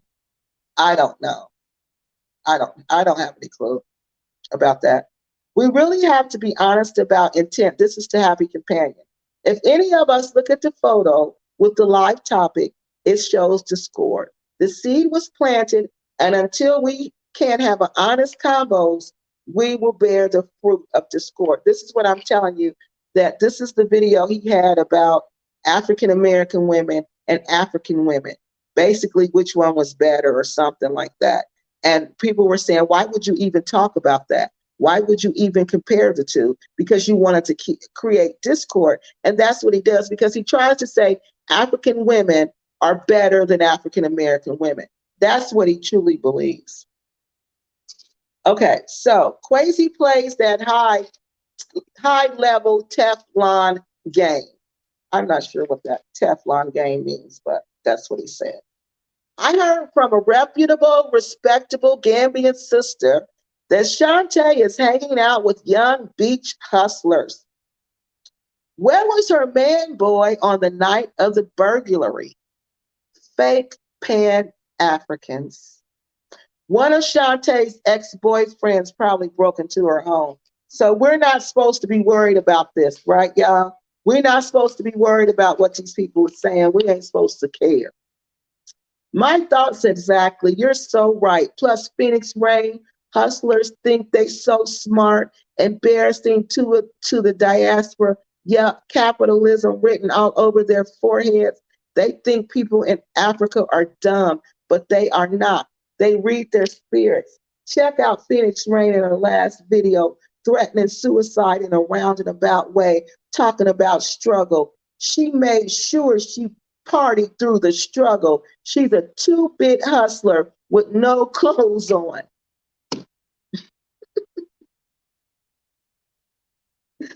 Yeah. This is not funny, but this is for real. This is what they're saying about us over there. This is what they're saying. And we're not supposed to be concerned about this? We're supposed to sit back and let these rejects represent us? These 2-bit hustlers, like she called them. She called her a 2-bit hustler with no clothes on, y'all.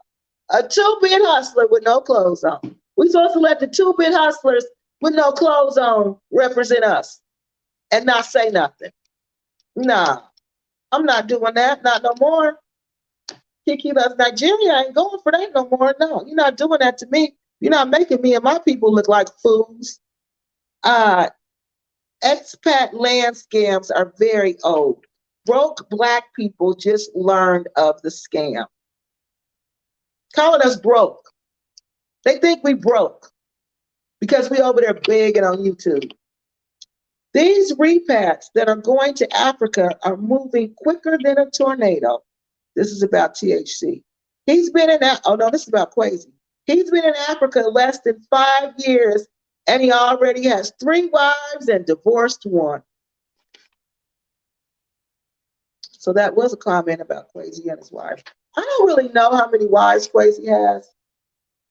We're going to have to ask him about that. I don't know. I'm not going to ask him about that because I don't care about that. I'm not asking him about how many wives he has. I'm not going to do that. When you say you're a Black businessman, what are the rest? What are the rest in Africa? Okay. What are the rest in Africa? Get off that color issue. Stop using Black as a shield. That is what's stopping you guys' progress. See? The race card. That's what's stopping our progress. The race card. And this person is right. We always want to play the race card. We always want to say it's because we was Black. We always want to say this. We always want to say that, instead of saying we just rejects. Those people are rejects. They're rejects. Point blank, period. They didn't make it here because they couldn't. They could not. The happy companion spent always 20-some years in the military doing what he was told. Doing what he did, what he was told for 20-something years, however long it takes to retire. 20-some years. And now you want us to believe he's a leader? Now you want us to believe he's a leader in this Repact community? Really? None of these YouTubers will be successful by kicking Gambians under the bus. America is the land of opportunity. You can't, see, this is what we just said. You cannot leave America and go to Africa and expecting donors to fulfill your dreams. Exactly. Like I told you, I went to school for free. For free. They paid for me to go to school because I was smart. Because I was smart. Not because I had sex with professors, because I was smart. Yeah, the land of opportunity. Now, I'm not saying racism does not exist here. I'm not saying discrimination does not exist. I'm not saying that I have not been a victim of racism or discrimination. I'm not saying I have not been impacted by that, because if I sat here and said that, it would be a lie. But if I sit here and say that I hate America, that's a lie. That's a lie. I've been to several countries, and I don't want to leave America and go to switch places with any of them countries. Any of them. I go for a little while and I come back. I go for a little while and I come back, because I am truly an African American. I embody all of me. I love all of me. All of me.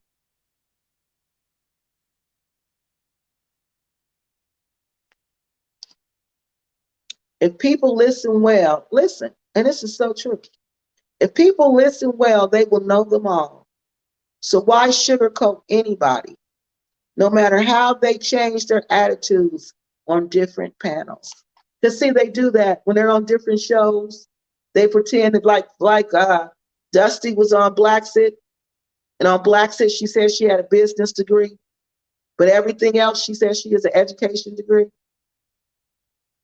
Because on different panels, they'll pretend to be different people. When THC was at Molly Moore's, he was rapping to the new episode. I got this one video where I guess he ride in LA, singing more bounce to the ounce. Ain't nothing wrong with that. But a pious Muslim not going to be riding around singing more bounce to the ounce. He's not.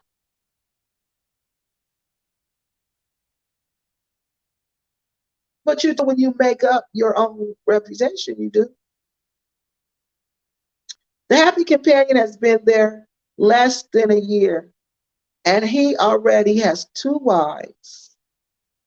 These guys come in like a cyclone, and then somebody says, yes, very young ones at that.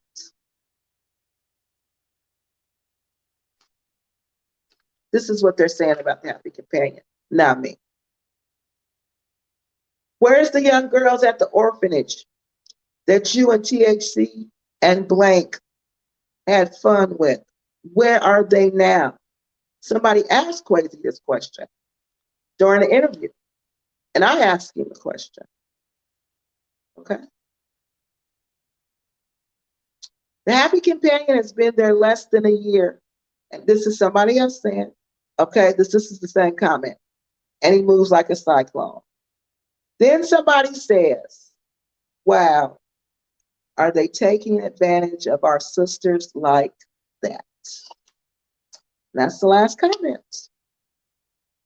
Last comment ends with, are they taking advantage of our sisters like that? This sounds like people who have sex problems, okay? These were all about sex. These were all about drugs, sex, getting high, sex. Begging for money, money and sex. Money and sex and drugs. That's the reputation. Money, sex, and drugs. That's the reputation. That's the reputation that we have in the Gambia. That these people have in the Gambia. Some of you think this reputation won't impact us, but I know it is. Because as you saw on some of them, they said they're broke. They like the wine of fornication. They like alcohol. This is what they think about us. Because this is what these fools, and it's got to be more than just them, is running around showing people. But I'm not supposed to care about that. I'm supposed to just keep talking about immigration paperwork and how to help you find love in Africa. So they left bad with $15,000 in debt in the U.S. when they made it in America.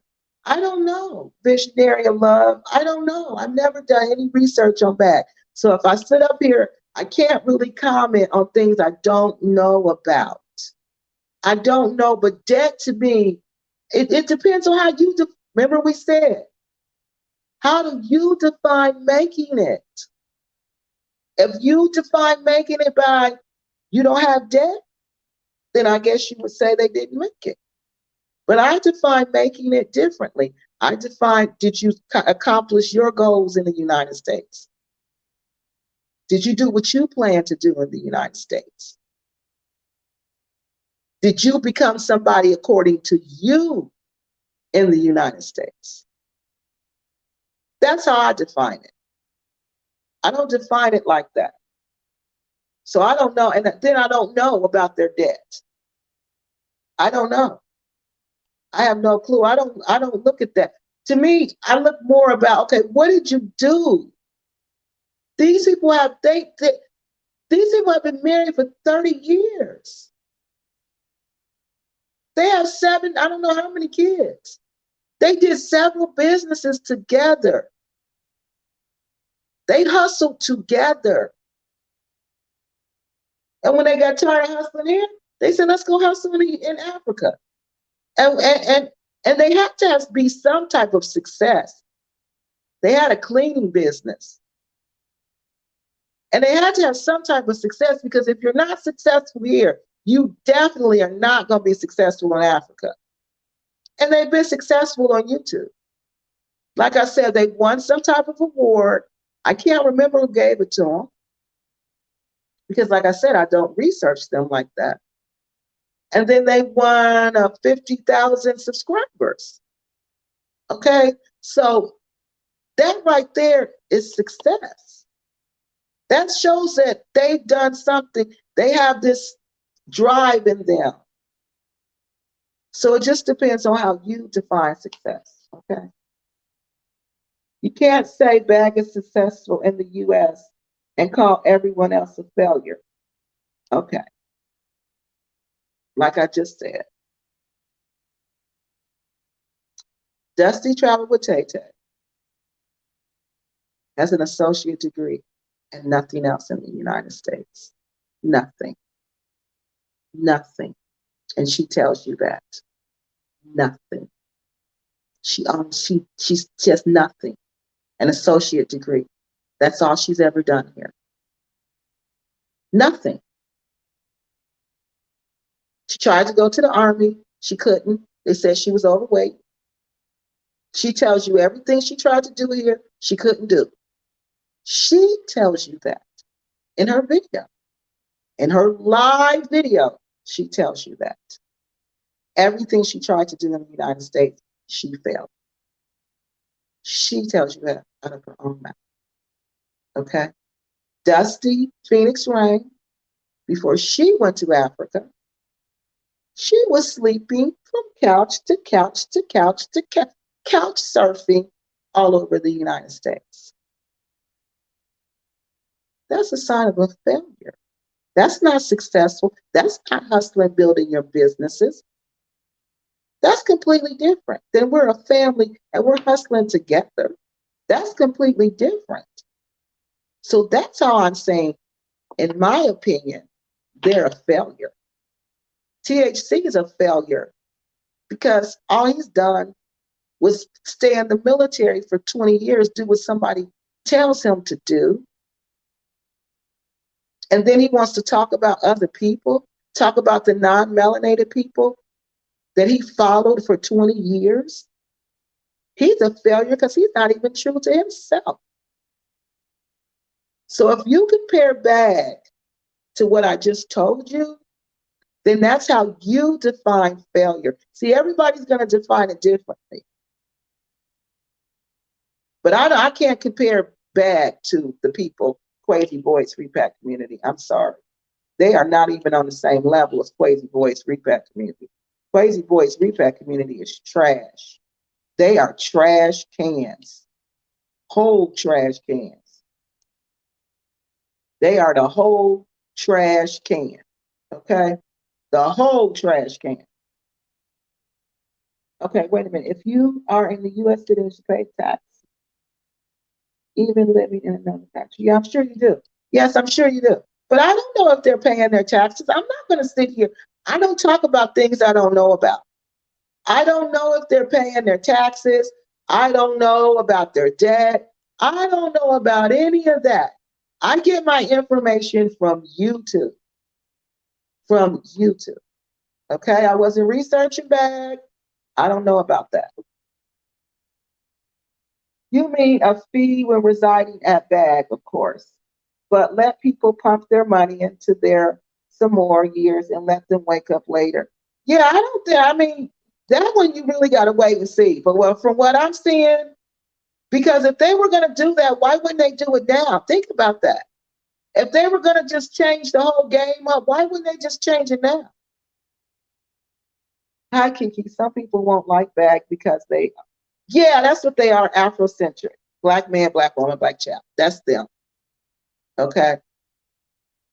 But I'm sorry, y'all. And y'all, I'll be going by feelings, not what I think. I go by how I feel in here. And when I was there, yeah, when I got out the car, I literally started shouting like I was in church. And I haven't done that in years. And I don't even know why I did that. But I felt this overwhelming feeling of joy, peace, happiness, and contentment. And I had never been to that place before in my life. Yeah. That's the feeling that you get from there. So if these people were scammers, they don't know me. They didn't know me from nobody. They didn't know me from nobody, but they welcomed me to their land. They welcomed me, showed me around. Miss Cynthia talked to me, showed me this, show. She didn't have to do any of that. If they were truly just about them that money, they wouldn't do that. And I don't donate money, especially with somebody who does not donate. I know they know who their big donors are. I don't give money. They didn't have to spend no time with me, but they did. So that's why I said no. People who are about money, they're not going to, you not about money, they're not going to spend time with you. Let's see. She says, yes, I know they work, but at least they work and they don't beg. Okay, I'm not sure who that was about. So we says, here it says, people choose to donate to Bag and watch their journey. What is the problem with that? I don't understand their whole project. It seems like they're building, it's like they're building a place for us.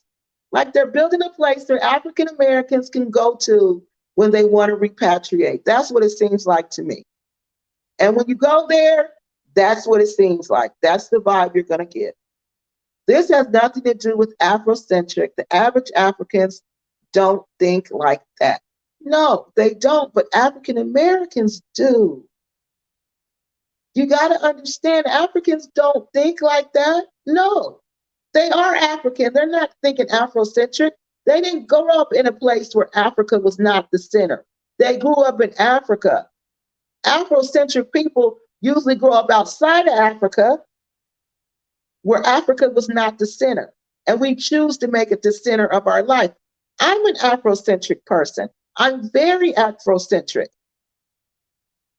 But I embrace all cultures and races and religions. But I'm very Afrocentric. I love Africa. Africa is at the center of everything I do. Okay, Keke, you are a fan of bad guys. Yes, I am. I'm sorry, I am. I really like them. I think they're nice people. And I didn't go into it like that, Visionary Love. Really, I didn't. I went into it with I didn't even really want to go.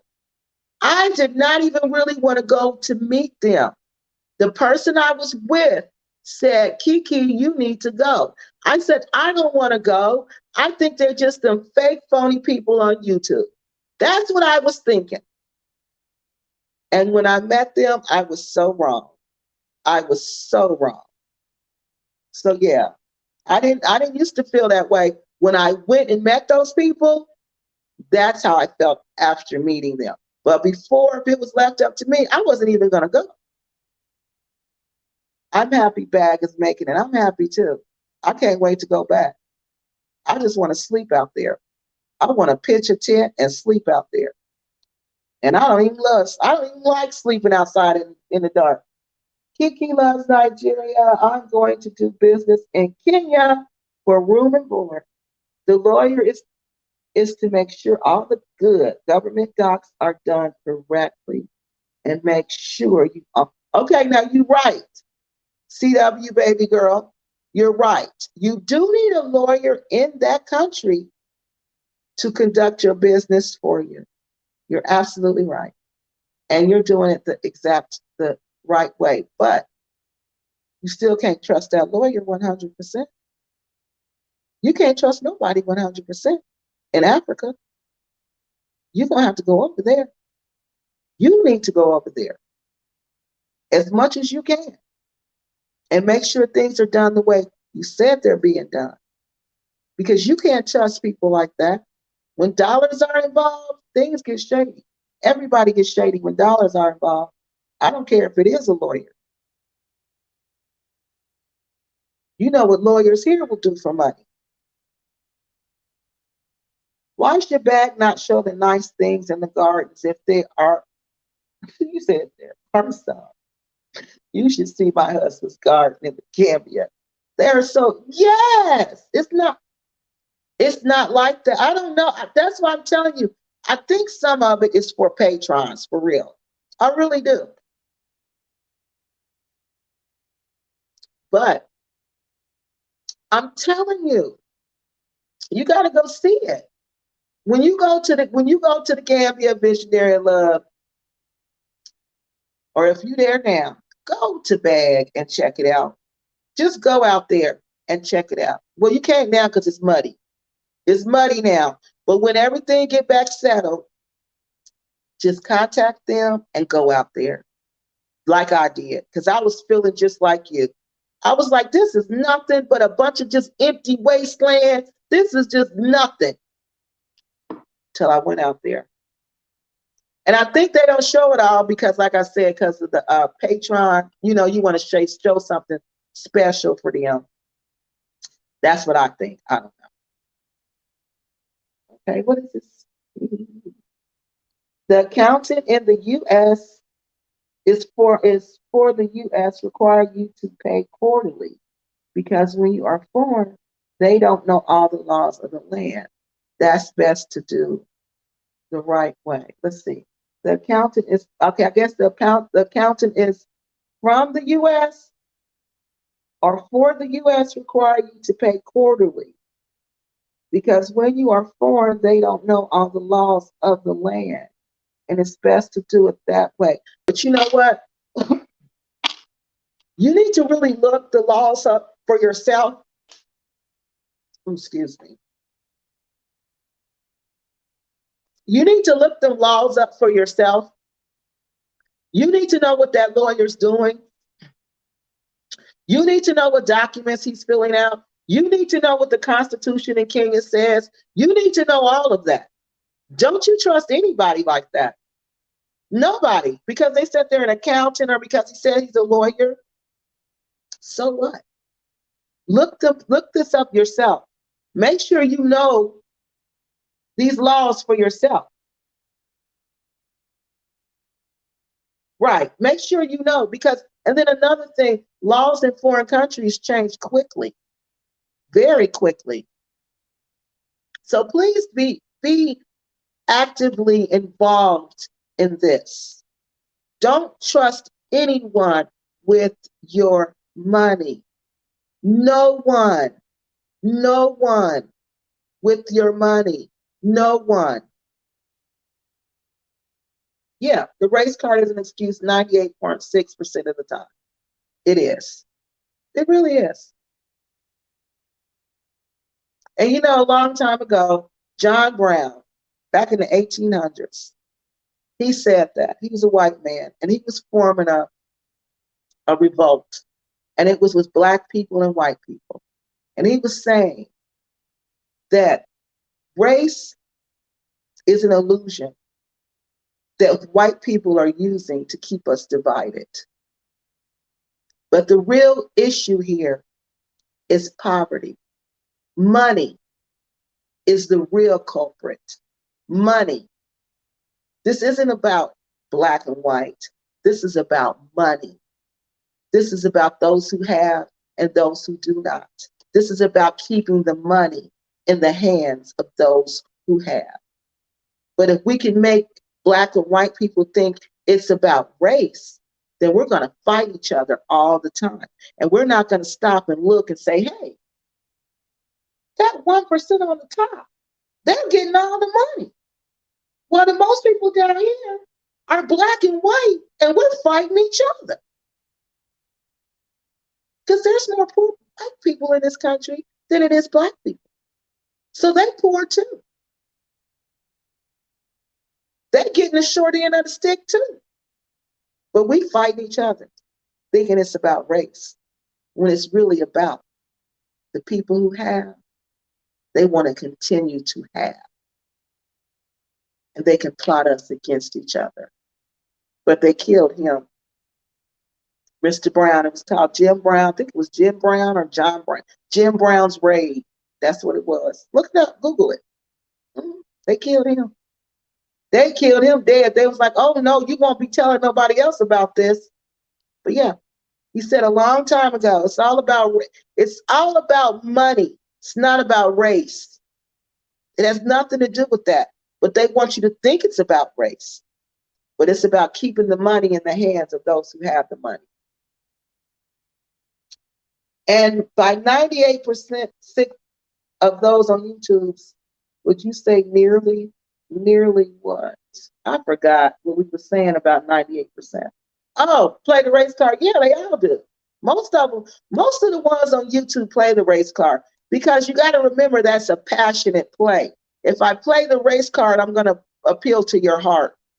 You're going to like me more if I play the race card. Why do you think the Happy Companion always talk about race, but at night he sit up and watch Drew Brinsky and quote Dr. Woodson? Laugh out loud. Places and Spaces says visionary will never get back any credit, any credibility. And I like them. I think Bag is nice people. They just average people trying to make it. Let's see what this one says. Having debt means you are broke. You said they had their business, etc. And the topic was if they made it. Okay, begging on YouTube is success. No, that's not necessarily true. Having debt means you're broke. No. Donald Trump filed bankruptcy, I don't know how many times, but is he broke? Was he ever broke? No. He wasn't broke. He's never been broke. But he's had so much debt that he's had to file bankruptcy. So I wouldn't say, then broke. Money to me, visionary and love. Again, it goes back to how you just define success. Money does not define success to me.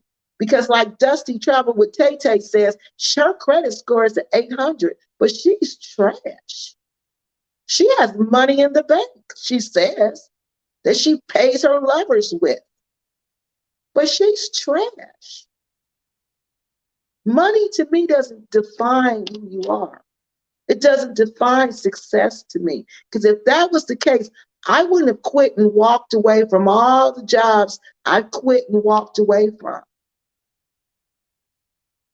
Because money means nothing to me. What's important to me is, am I going to have to compromise who I am morally? If I have to compromise who I am morally, then I'm going to walk away from that position. And I'll go get a job at Kroger's and ring groceries before I compromise who I am morally. And I'll be broke and I'll be in debt. But I'll have peace. And I'll feel good about myself when I go to sleep at night. So it just depends on how you define it. And when I say success with their business, I don't know if the business, from what they tell me, from what they say, it looks successful. They said they had a business. I mean, and how do you define success in a business? Is it starting the business? Is it if the business makes a profit? I mean, how do you define that? Those are all vague terms. It means different things to different people. Like to me, you started the business, you got the business going, you did the business, okay, the business was successful. Was it successful to you? Okay, then it's successful to me. Okay, she says they were not successful in the U.S., declared bankruptcy, skipped out on the mortgage, sold everything, not nailed down to raise money to go to Africa. I knew that part, but it's how you define success.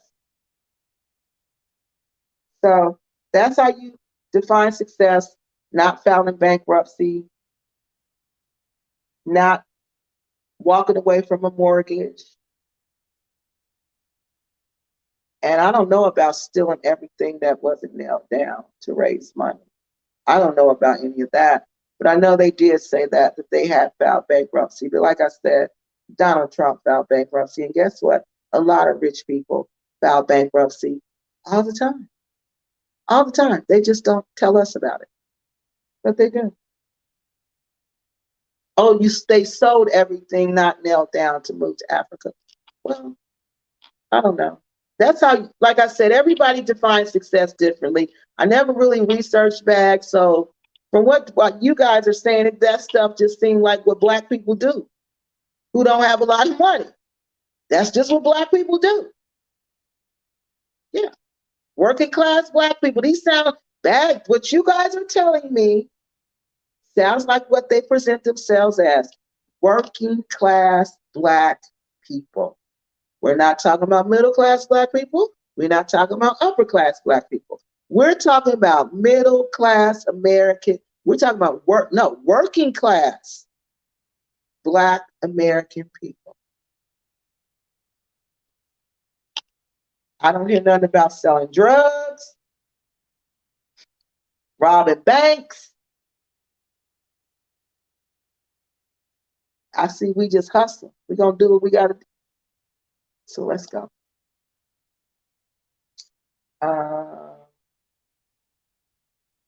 They are more gifters than Afro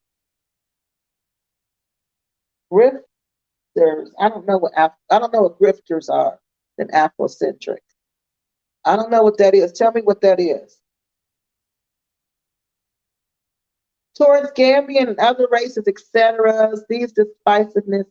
Yeah, a lot of people are divisive in Africa because that's what they believe Africa's about. Everybody has a different view of Africa. Everybody thinks they look at Africa different. You know, some people believe only Black people should be in Africa. Some people get offended when they see white people in Africa. Everybody has a different view, okay? That's what you got to realize. Everybody's coming from a different mindset. And they're going to view the same thing differently from the way you would view it.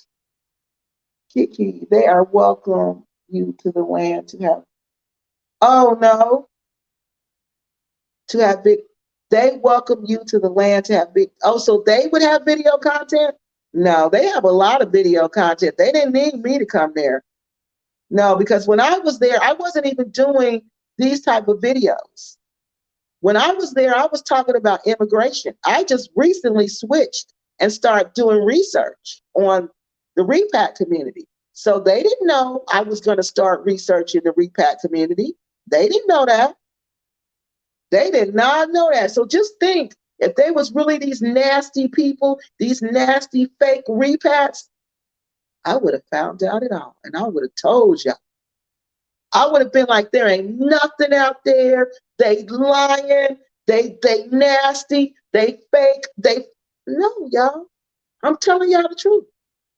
They didn't know me from nobody. I was not doing this I was not researching the Repact community when these people met me. I was talking about immigration. I was talking about relationships and self-development and traveling to Nigeria. That's what I was talking about. So they didn't have to welcome me like that. They didn't have to do any of that. So that shows you that that's who they really are. Because if that was not who they really were, they would have exposed themselves then. But they didn't. So they just showed me who they really were. With some cool Black people to me. Some cool Black people. They just remind me of Black people from the hood. Everything is logic and clear, but if people want to be biased and double standard, you can't change it. But but visionary of love, think about it. You are saying someone is being biased and having double standards. You're determining that. So how do we know you're not being biased and you're not having double standards? We got to be careful with that. We have to be. If we're going to judge people, we got to judge them by the same standard. Now, I just told you, we know what we judge the Happy Companion, Dusty Travel with Tay Tay, and Phoenix Rain on. They did nothing they said they was going to do.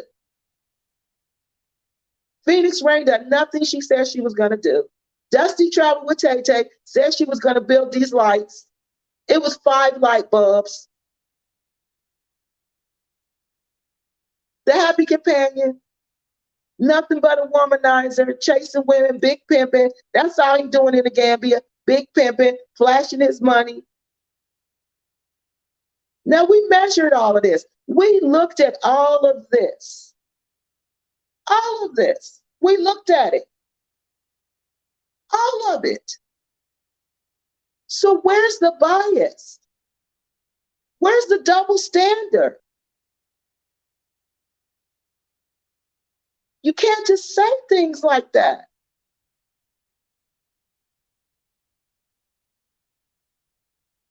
Because we don't see it. Because the Repact community doesn't see what you see. That makes us biased and double standards. No, that makes us different. You see yours one way, we see it another way. I'm going by what I experienced with these people. What I experienced with these people.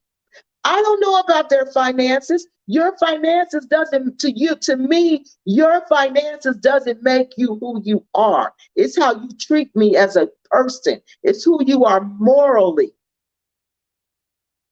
Not whether you're in debt. You could have lost your job. You could have made a couple of bad business deals. That doesn't make you a bad person. But to some people, it does. And I'm not saying those people are wrong. I'm just saying that's how they feel, and this is how I feel. Now, I can't say that person is biased or that person has a double standard, because I would be biased and I would have a double standard. We measured these people. We looked through all of this. For weeks, we've been looking through all of this. This isn't about bias and double standard. This is about data. You're making a judgment call about some people that you haven't done any research on. You haven't done anything on except form your own opinion. Your own opinion. And that's so wrong. That's so wrong. If that's how you feel, then that's how you feel. But to think other people are biased and have double standards because they don't believe that, because they have a different opinion than you, come on now. That's being biased and having double standards. So let's see. God bless BAG and the people who are doing positive things in Africa, right, and keeping it real and being honest, because there's so many liars out there. So let's see this. People may think what they want, the truth will come out. Anyway, yeah, and that's what we're saying. It's going to come out. It's going to come out, because if they were fake and phony, like I said, they would. I would have. They didn't have to let me come to their land. They didn't have to show me around. She didn't have to let me pick any vegetables from their garden. They didn't have to do any of that. They had no clue I was going to start investigating the Repact community. They had I didn't even have any clue when I was there I was going to do that. I didn't even have any clue. They showed me who they were when I was there. And all I can do is report on what I experienced with them and what I felt when I was out of that land. And what I see professionally and personally about their crowdfunding project. What I've seen things. I've seen results. Oh, we got to hurry up, y'all. My phone getting ready to go ahead. Okay, so let's do this other one. We got to go hurry up now. Keke, can the devil are not welcome, even when danced at the daughter's wedding with those devils, but it's okay. I really saw enough of their videos. Okay. Yeah, I don't feel like they're devils and all. I don't feel like that about those people. I feel like that about KWESI Boyd's Repact Community. They're devils. Shantae, Phoenix Rain, Big Pimpin', Happy Companion, they are devils. But BAG, I would not call BAG devils. Especially if you never met them, Visionary in Love. Come on now. Come on now. No, no, no. No, no, no. You better than that. Meet them. Keep your mind open. Meet them. And then make your decision. I prefer the space and positive vibe. Oh, that's sweet. And my husband's garden. I bet. I would too. Okay, let's see. What else, y'all? John Brown. See, you know what I'm talking about. John Brown. That's what he said. John Brown. And it's true. It is so. I think about that all the time. We've been playing for fools all this time. That's where the term, will there be John Brown? Well, I'll be John Brown comes from. Oh, okay. Yeah, it's true, y'all. That's what it was all about. He's the one that said it was all about money. And they want us to think it's race. What's this one? Okay, it says, yes, you're right. I've been going back and forth for years now. I know the laws of Kenya, good. And the lawyer and the accountant are, okay, good. In the U.S., not Kenya. Yes. Okay, good. Yeah, because that's what you got to do. Don't trust nobody. The lawyers and everybody is here. That's real good. But still, you still need to check. Yeah, because they be playing games when it comes to dollars. If your liabilities are more than your assets, you are broke. Okay, thank you. That's your definition, right? Okay. How do you define? So what is broke? Are you talking about money? Are you talking morally, emotionally? What are we talking about here? See what I mean? How you got to define your terms.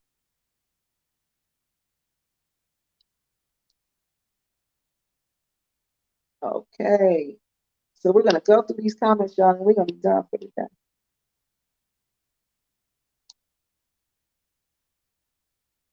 Are you going back to Nigeria, Keke? Probably not. I'm not going back to Nigeria no time soon. If y'all don't know what I had it was no. I won't be going back there no time soon. Okay. If you want to know, you got to look through my channel and find out why.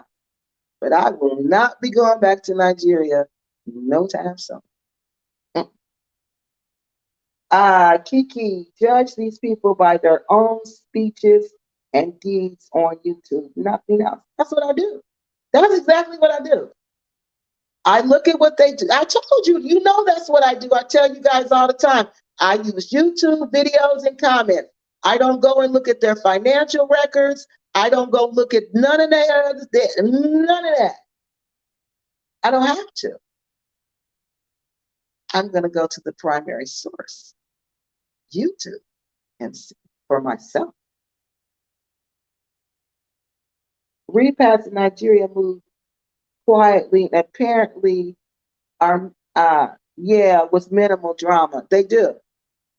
But Nigeria is not a place where you repat to like that. Nigeria doesn't welcome tourism like that. That's what you got to realize. And Nigeria is not some place you can just go and just set up shop like that. You got to know somebody there. And you got to know the right people there. Yeah, Nigeria is not the Gambia. Not at all. Nigeria is the richest country in Africa. The richest country in Africa. Yeah. So no. Why would they go there? They can't get land there. For one, you're not buying land. People who say they're buying land in Nigeria, I doubt that, especially if they're a man. And let me tell you why. Because in Nigeria, if you say you marry, I'm a woman. I was married to a Nigerian man. Only way I could own land in Nigeria is through my Nigerian husband. That's the only way. Only way. If I'm a Nigerian woman and I marry somebody who was non-Nigerian, you could never own land there. You basically lose your Nigerian citizenship, pretty much. That man can't own land there. That man can't do anything there. So why would they go there? That's what I'm telling you. They're going to the Gambia for a reason. Nigeria has a strong government. They're not going to go to Nigeria talking about, oh, we're going to take arms and we're going to military people. No. No. They view the Gambia as weak. That's why they're there. It's the third poorest country compared to the United States. That's why these rejects are over there. The rejects aren't going to Nigeria.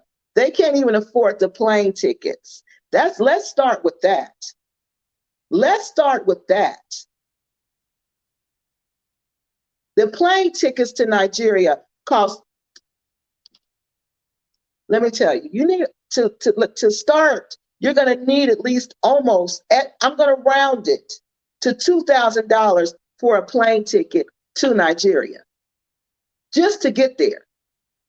So the Nigeria attracts a whole different class of African American. These are low class, broke, don't have much money African Americans.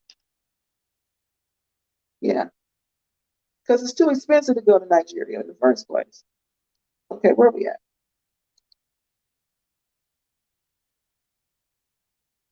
And I don't judge no one by their finances, but I'm done. But if what? If dumb, I don't get that. She says she doesn't judge people by her finances. Okay, good. We said that, we said that, we said that. Okay, yeah, I'm trying to get through all of these.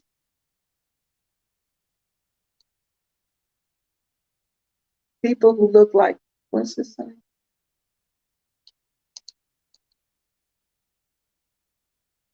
Let me see what this one says. It says,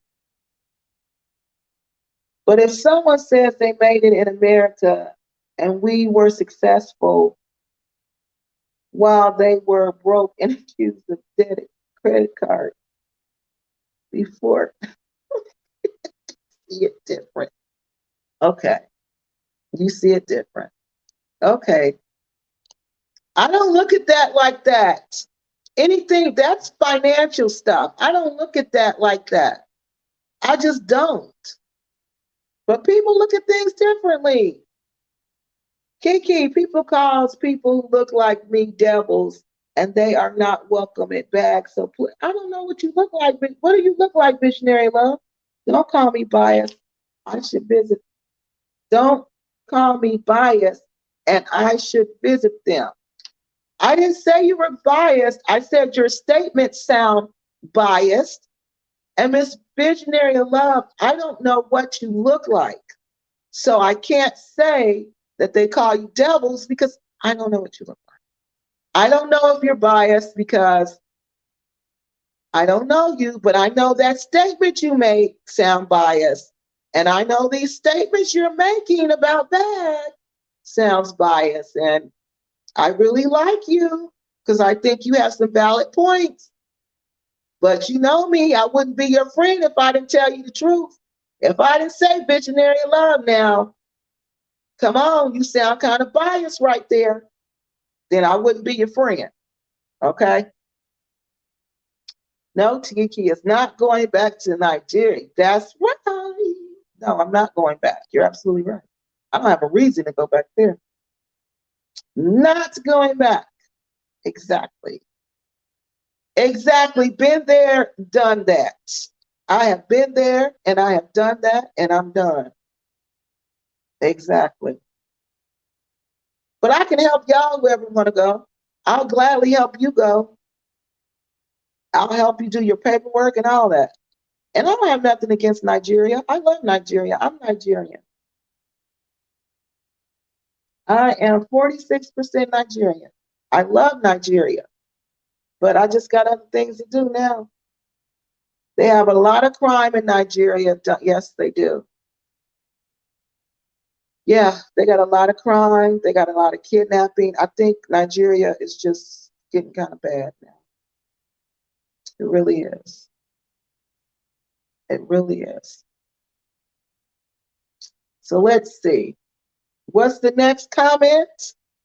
We should be almost done, y'all. They have a lot of, wait a minute. If nothing else, take the Dusty Crew. Oh, if nothing else, take the Dusty Crew as a lesson of how not to act. Exactly. That's what this is all about. How not to act. Exactly. How not to act. I can't stand them, these people. She said she's saying, I know she's saying that. She's saying I'm biased against Bag. I know she is. I know she's saying I'm biased against Bag. But I told y'all, I went there. I really thought they were just like the rest of these people on YouTube. I didn't want to go. I was just like, I don't want to go there. What for? I don't want to go. But my friend at that time was like, you need to go, Keke. These people are nice. You need to go. So I said, okay, I'm going to go. And when I went, that's when my mind was blown and everything was changed. But I didn't go into, I've never been like a diehard Bag person like that. No, I watched them, but I don't think I was like that. Like people I have bias about, I know I do. Like Michael Jackson, I have a bias about Michael Jackson. Tupac Shakur, I have a bias about him. Like those people, can do nothing wrong. If you showed it to me in my face, I would still say, that's not Michael Jackson and that's not Tupac. So I know I have a bias about them. So people I have bias about, I'm aware because I just know it. So let's see. But you saw some videos of bag, yes. Okay, I am done with the bag topic. We all have eyes and ears, and it's okay. Yes, I saw videos about bag. But I wasn't a fan. I can't say I was a fan. I could say I watched them, but to say, I don't even donate to them. I don't even give them money. So I wouldn't even say I have a bias about them. I just watched because I watched all you people on YouTube.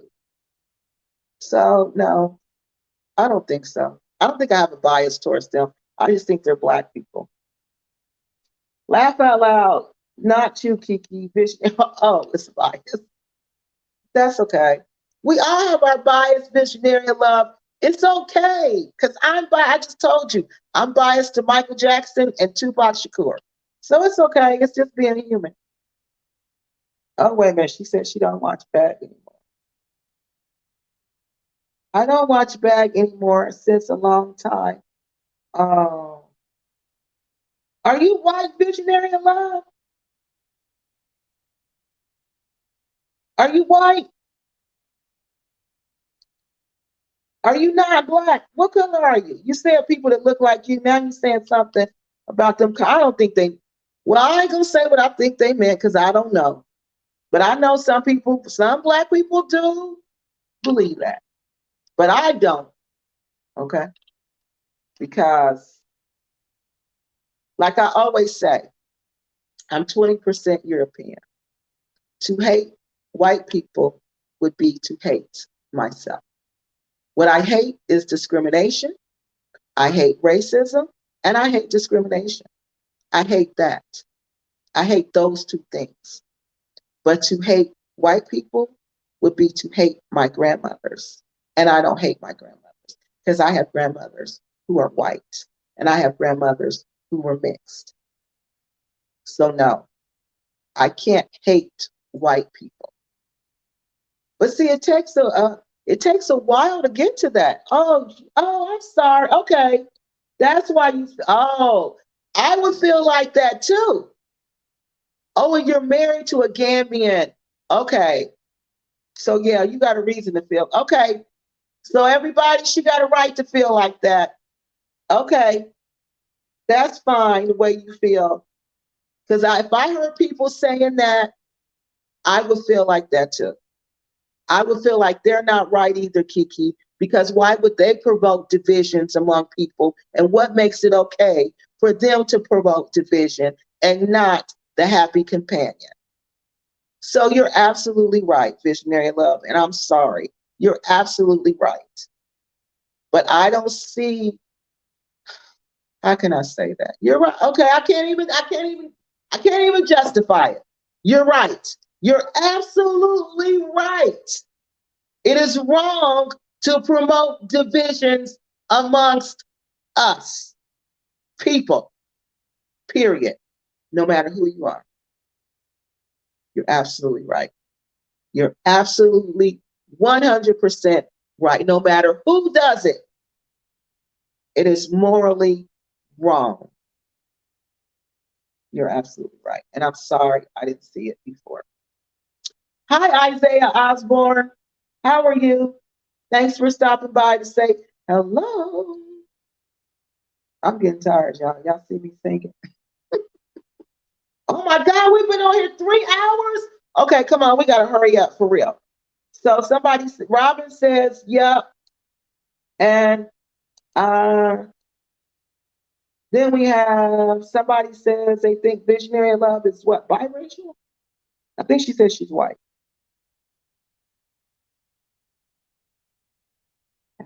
Let's see.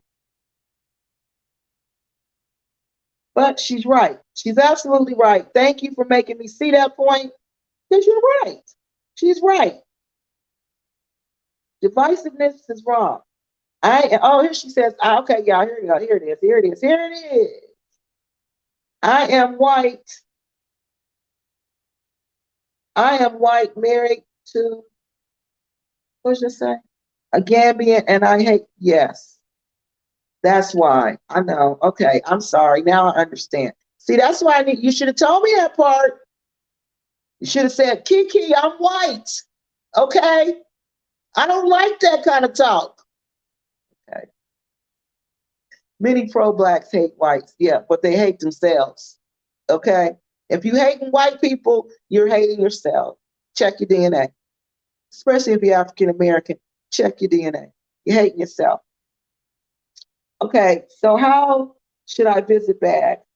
But I don't need it anyway. Oh, okay. I'm gonna tell you how. You gotta just call them and arrange it. Call Miss Cynthia or email Miss Cynthia, and she'll set it up. And just say, I want to come visit. Can I come visit? And I bet you she ain't gonna say no because you're white. She's not gonna say that. Watch. Watch. Okay. Thank you for your honesty and understanding. Yes, because I didn't understand before. But when you said you were white, I completely understand. Yes, because I would feel that way if I were you also. I really would. Okay. Finally, we understand. Finally, we understand us. Yes, I understand. And this one says, visionary love, you're white. You spend a lot of time on these black spaces and they're white YouTube doing these type of videos. Yes, I'm white. Well, maybe because if we're talking about the Gambian, her husband's Gambian. I thought you knew. No, I didn't know. I didn't know what color you were.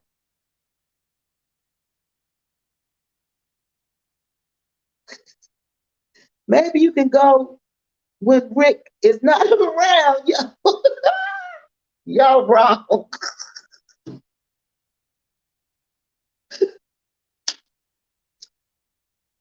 Visionary love, don't listen to them. Don't listen to them. I'm telling you, just email them and they will let you come. Don't listen to them. Mr. Rick is going to be he's going to be very nice to you. Okay? He's not going to say no.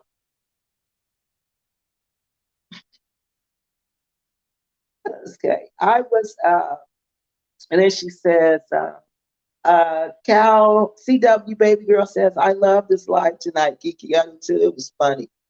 This was real funny. Okay. I was in African spaces because I love Africa. Right. African dance and African culture, and I am connected with a lot of Americans next to my husband. Oh, that's good. And that's how you learn. And that's how you grow. And my phone is going to go dead, so we got to hurry up. Keke, what African countries are you going to next? I'm going back to the Gambia. I got to go there for a minute. I got to go get things set up, get my life started in the Gambia. So I'm going to be going to the Gambia for quite some time, okay? I want to get a school started there. That's my goal, to start a school there, okay? Do some exchange program with the universities I went to in the United States to get them to give these students scholarship. So, but the deal is they got to come back to the Gambia and help build the Gambia. Okay, y'all, my phone is going dead. We've been on here for 3 hours and 23 minutes, but we had a great time. Now we know how you guys feel about KWESI Boyd's Repact Community. You're not so much upset with KWESI, but the other ones, y'all don't like them at all. And Visionary Love, thank you so much for sharing with us everything you shared tonight. And that's all I have, okay? You guys be looking for these other videos about are we being exploited by the Repact community, because we are. Those videos will be coming out next week. Bye-bye, you guys. I will see you later.